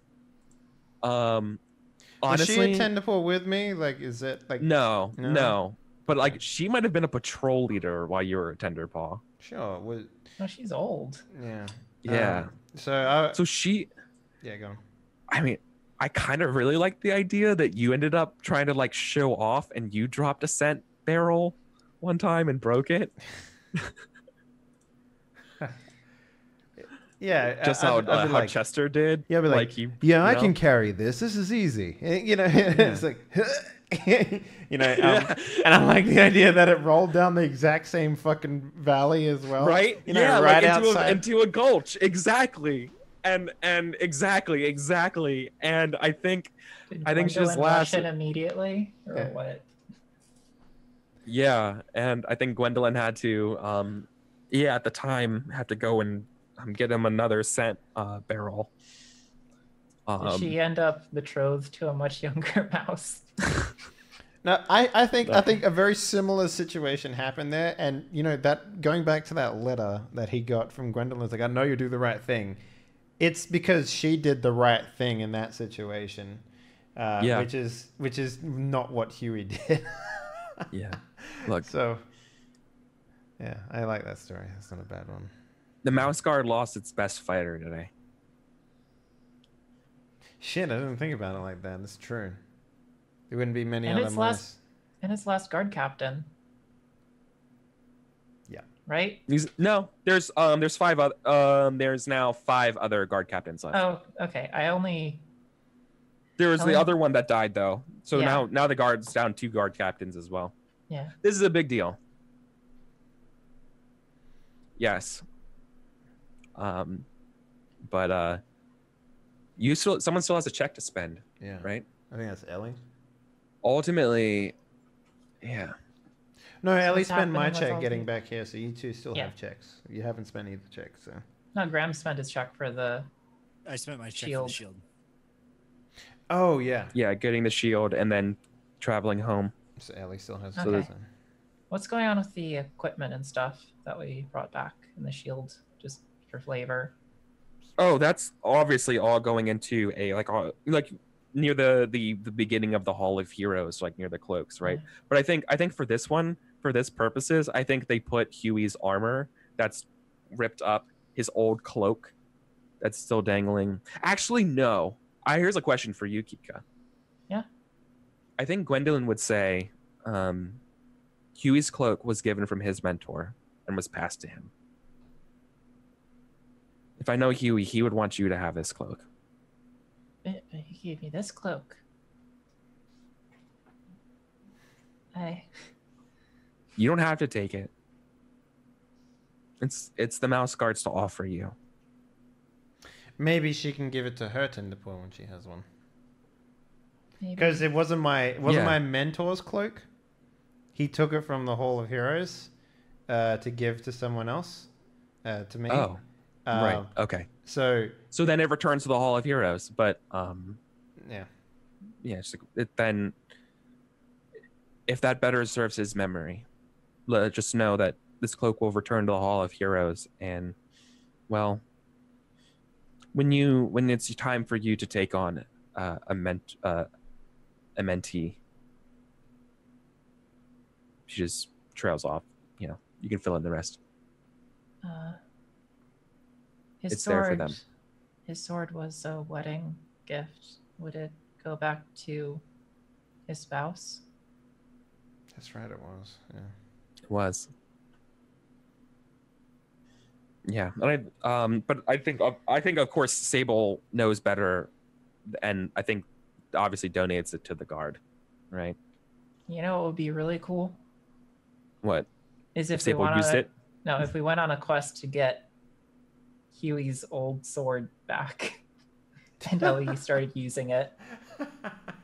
You want to? That's not a bad. That'd be a quest. fun thing to do. Yeah. Yeah, that might just take kind of longer, like more time than we have right now. Yeah, of course. But I mean, we could do that as a part of the side mission. No, honestly, that'd be a good mission for next time, Yeah, right? I think you earned this. yeah. Right. Consider this kind of like your R&R kind of thing, right? Like this is your they're giving you freedom to do what you want for a little bit, Yeah. and this is your mission, is gonna go track down and get revenge. That's for next session. I think so. Yeah. we can So do that. for this one, Ellie's gonna try to remove We one of recover. these Yeah. conditions. Yeah. Could she remove one by going and spending time with like Joe and him or Tulip and like relaxing? Yeah, like at the wake or something. Yeah, totally. Yeah. Sounds good. Okay. We'll do that. Fuck. Yeah, heavy.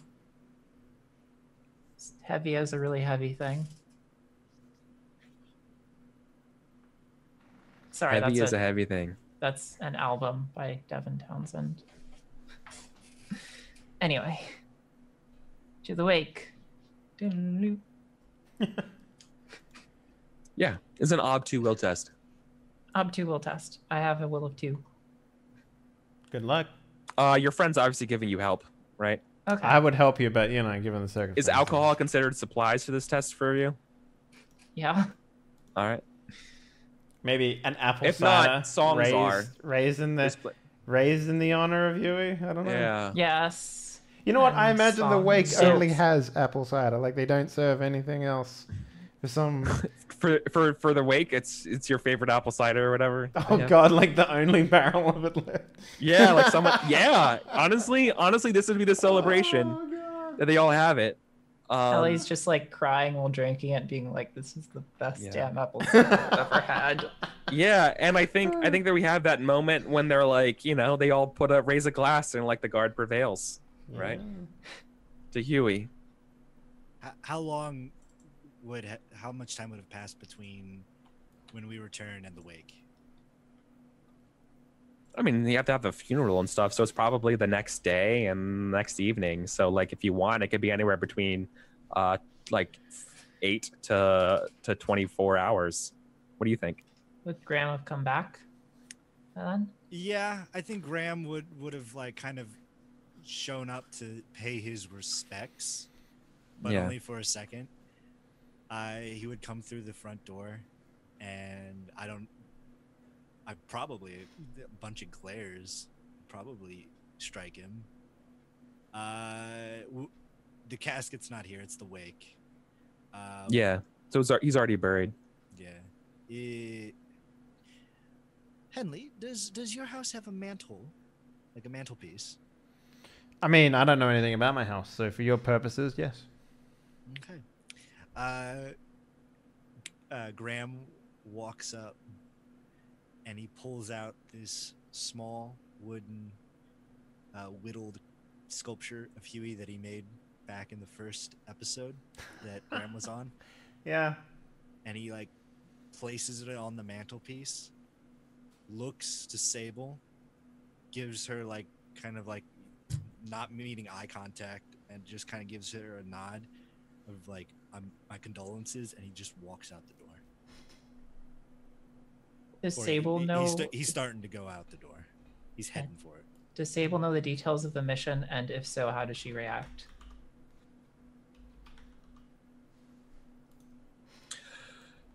No, Oh, okay. I don't think so. So, I mean, of course, Sable's nowhere near as beaten up as you guys, right? But of course, she understands the gravitas of losing a legendary guard like Huey, right? Boy. She's tough. Huey was the best fighter the guards the entire mouse guard had. Mm-hmm. Okay, there's never been a mouse that had a fighter of 6 and level 3 brave in a very long time. Yeah. Right. It's true. Like, this is so everyone's at least heard of him, and it's just a very like wake up call a little bit to some, I feel, and I feel like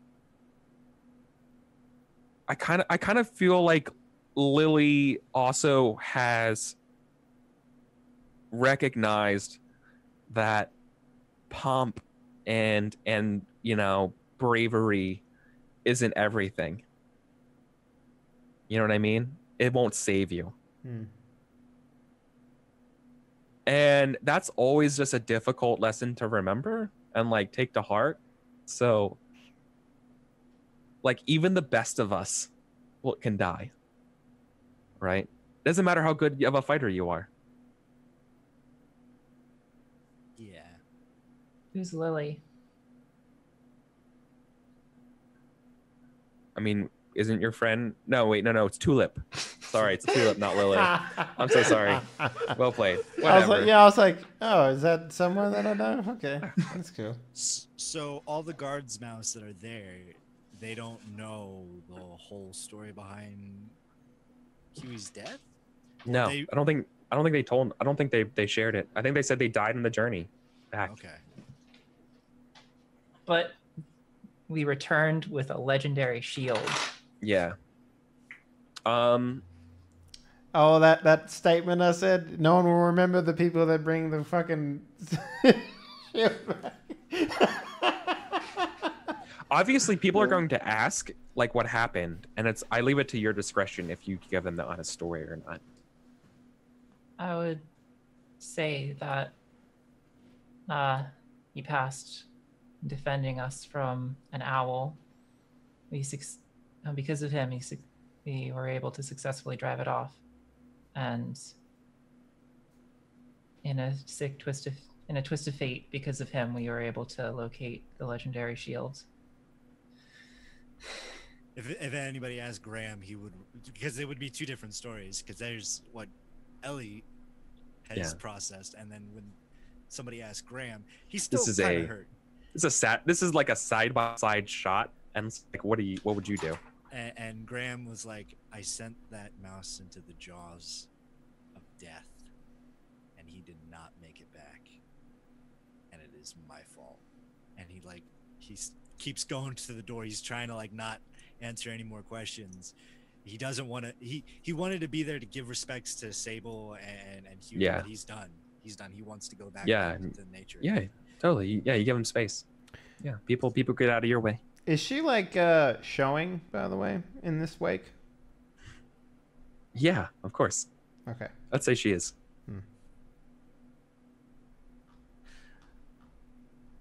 Oh boy.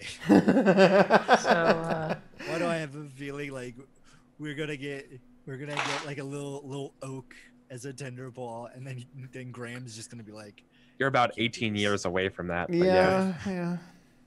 That's going to be hilarious when you're going to be like a guards leader and you have a little baby Oak coming in and be like, son, do you remember? Like, holy shit.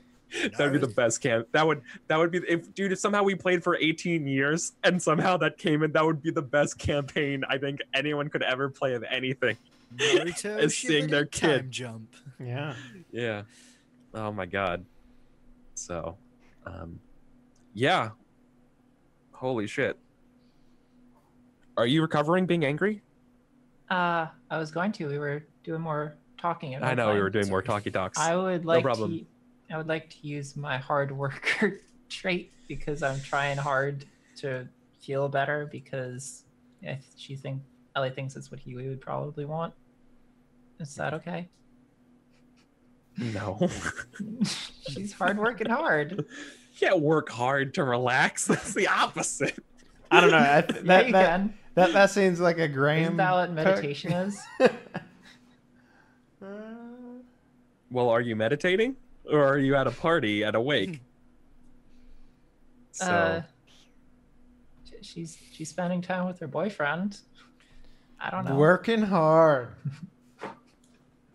No? Nothing? No. Okay. I'm not allowing hard workers. Yeah.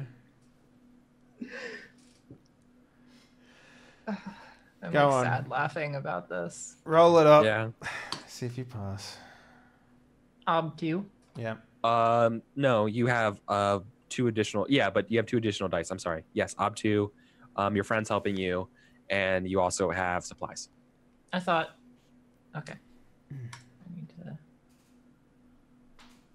up to and then. Okay. For this purposes of this game of being in a wake, I think that's okay. To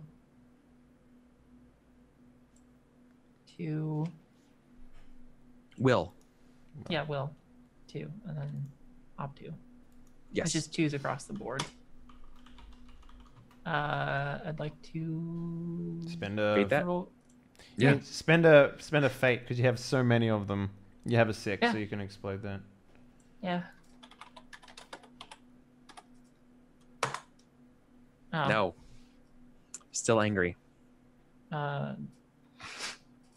That don't think sucks. Legends of the Guardwise will cut it this time, guys. Unless it's a story about Huey. Ah, yes. Huey Oak. You know, hero maybe it's of your the- turn to tell the story. You know, everyone's like Yeah. getting cockeyed on the apple cider, and you know, someone's like, "Tell a story, Ellie, about your mentor." You know, and And That she's is like, a good story. okay, but only if we all toast to Huey. Yeah. And To Huey, hurrah, the guard prevails. Yeah. the guard prevails. Then we all toast, and Ellie tells the story about how he she's embellishing about this to make Huey sound better, but like single-handedly fought off a viper to protect his two tender paws, and so Chester Tumbleton, the tender paw, like dropped a scent barrel and it rolled down a ravine into some brambles, and I, foolish tender paw that I was, immediately went down to fetch it. But little did I know that it was the den of a deadly giant viper. I did not notice it creeping up behind me, preparing to strike. But then Huey rushed in immediately, without hesitation, and swung at the beast. They clashed sword to fang. Slash, slash, ting, ting. This fang and sword bounced off each other as they swung and lunged at each other. Finally, after a few moments, Huey leapt up, swinging his sword in a giant arc, and cleaved the head straight off of the viper. Regrettably, the head landed directly on the scent barrel, so we had to go back and get another one.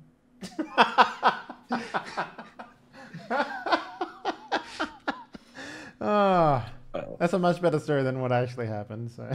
Yeah. Of course, you embellish the story. So re-roll those failures. Are you gonna spend a persona to re-roll those failures? Yeah. All of them, or just one? Yeah. Okay. All of them? Well, you can fate to re-roll one, or a persona to re-roll all. I'm gonna reroll all. Is it Okay. 3? 4, because you open at 6, and you gotta. Oh yeah.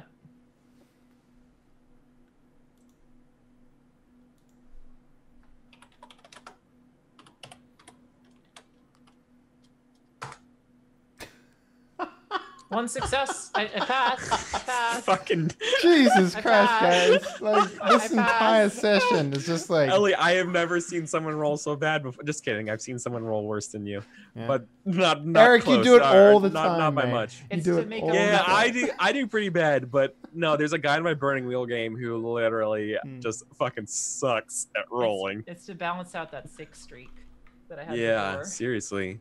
Wow. Yeah, so you're no longer angry.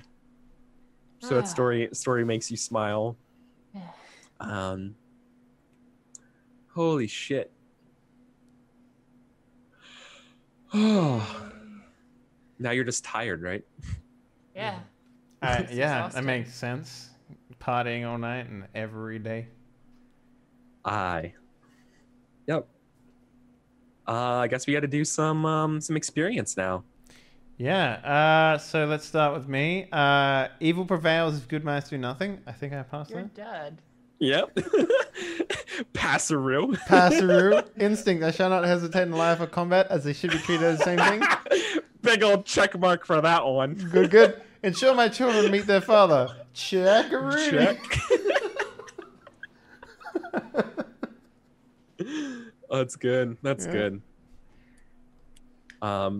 Ellie, what about you? My belief is sometimes the right thing to do isn't always clear. A sharp sword can get things done quickly, but a sharp mind and compassionate heart can do better to improve the lives of mousekind for ages.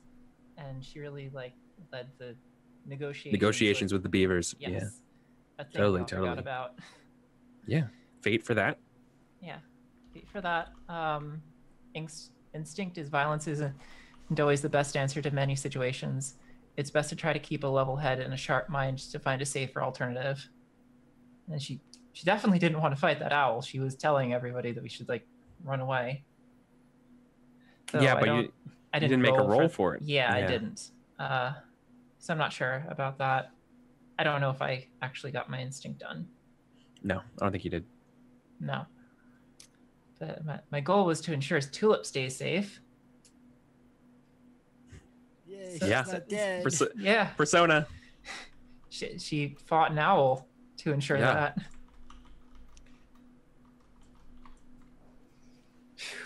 So yeah. Graham? Graham belief is people have their reasons for their actions. It is my job to understand them. I feel like this one is a super check for you, mostly because, maybe now you understand a little more about why Huey did the things that he did, or whatever. Like, because why he was such a hard ass. like why he was a stickler for staying on mission and doing the right thing and not, doing side missions or going off and adventuring or climbing a tree by yourself to fight an owl because it's on your fucking bucket list. Or going off to get apple cider. Yeah, that apple cider. Like, did you guys like it? Was it good? Yeah. I died for it, but it was great. Yeah. And he's out in the forest and he's kind of reflecting it, about everything that happened. He still blames himself. I don't think that Graham will stop blaming himself anytime soon, but he'll eventually get back in the saddle, kind of deal. For sure. So that's a check. So that's what, a fate or a persona? Do you think it's fate? You only get persona for belief if you play against it and you no longer believe it. My goal was to relocate the beavers and survive the meeting with my parents. So big checkaroonie. Yep. Checkarochinis for that one. And then instinct, always examine the surrounding and study my opponent when in danger. And I did Got that it. Yep. with the owl. Perfect. Yes, you did. Okay. Well. Mouse guard. Mouse guard. So it's also worth pointing out that what was I gonna say? And now I've forgotten what it was, but the whole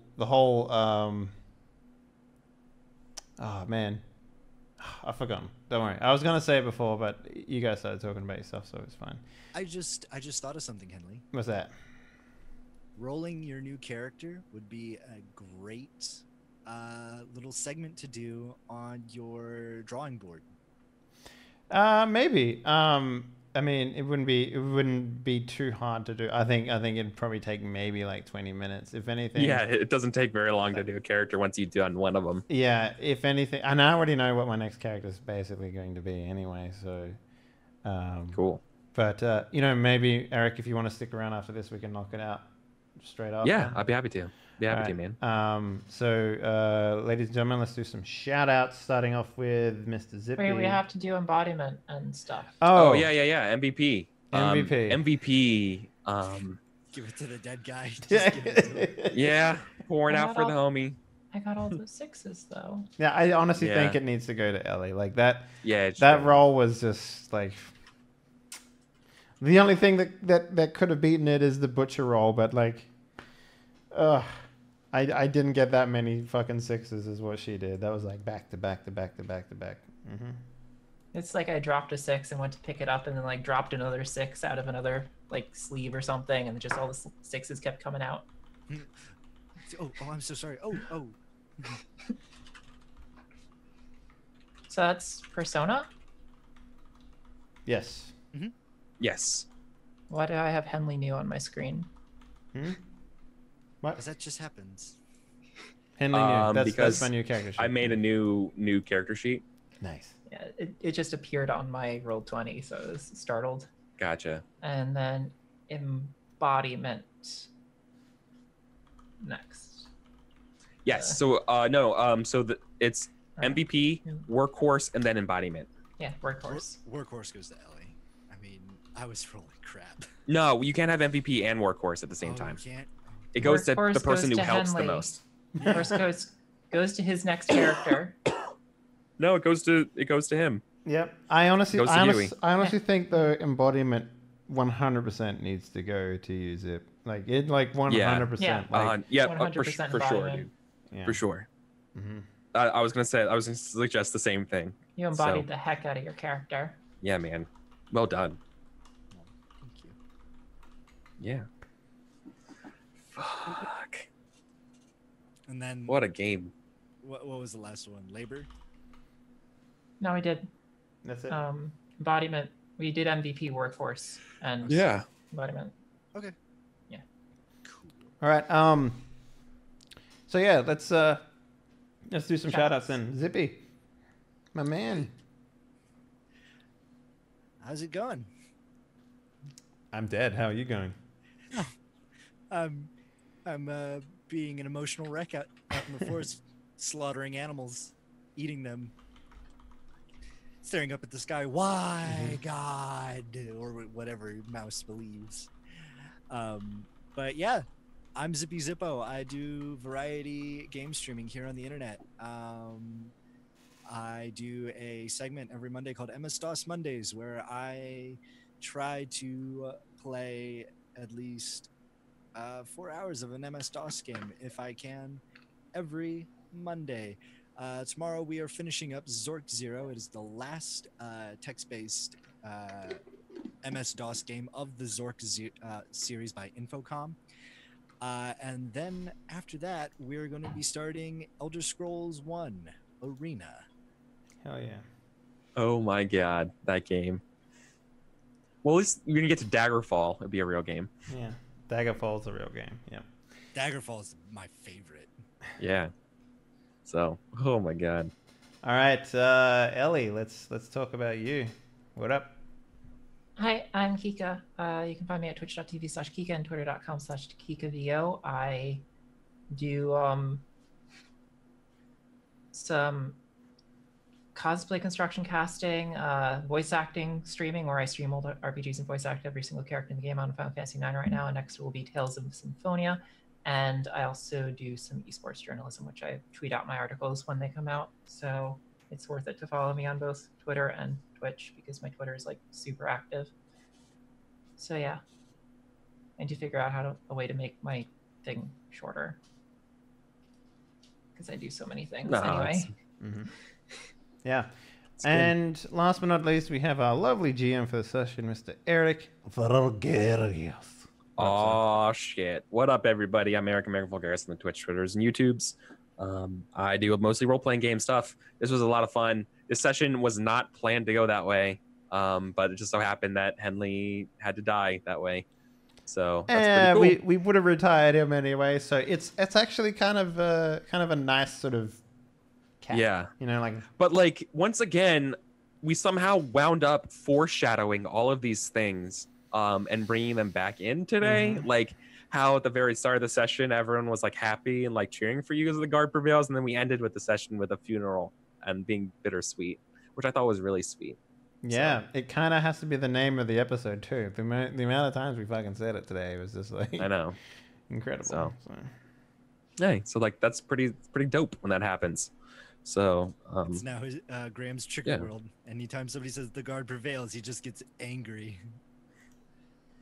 So yeah, that's what I do. I do streaming stuff at Eric Vulgaris. Nice. So guys, hopefully you enjoyed tonight's episode. Rip for Huey. If you enjoyed the show, why not consider giving the channel a follow? Thank you very much for all the support so far. It's been kind of overwhelming. Normally it doesn't go this. Normally we don't get this many new followers in a session, so thank you very much for that. And if you're feeling real saucy, why not subscribe? It's one of the best ways to support the channel and its growth. And we also have a Patreon for people who really like Die Party. And because of that Patreon, we were able to do extra things like the drawing board sessions and some other stuff like that. It's all because of the Patreon support that we get. Speaking of, next week we will be back with more Whiskers and Whiskey. I will have a brand new character.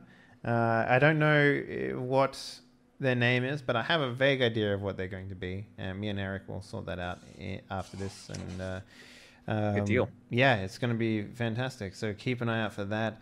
This Wednesday, like a couple things. LA at Night, which is our Vampire the Masquerade game, which is normally on Mondays, has been moved to Wednesday for this week only because we're getting a front page feature on Twitch, which is really exciting. So come by for that at 5 p.m. PST on Wednesdays. And I think Void Barons is going to be on the cancelled this week because it's the 4th of July, but we might have, Eric, if you're feeling game, we might have a fiasco session in its place if you're up for that. Okay. It's the 4th of July. I don't know if you were affected by that. Yeah, to talk about it. Yeah. Yeah. Because I know I've always wanted to play that game with you, bro. We've never had an opportunity. You invited me once and I slept in. I remember that. I'm sorry. But so that's pretty much what's going on, guys. Thank you very much for watching. Hope you enjoyed the show. And remember, the guard prevails. Good night, everyone.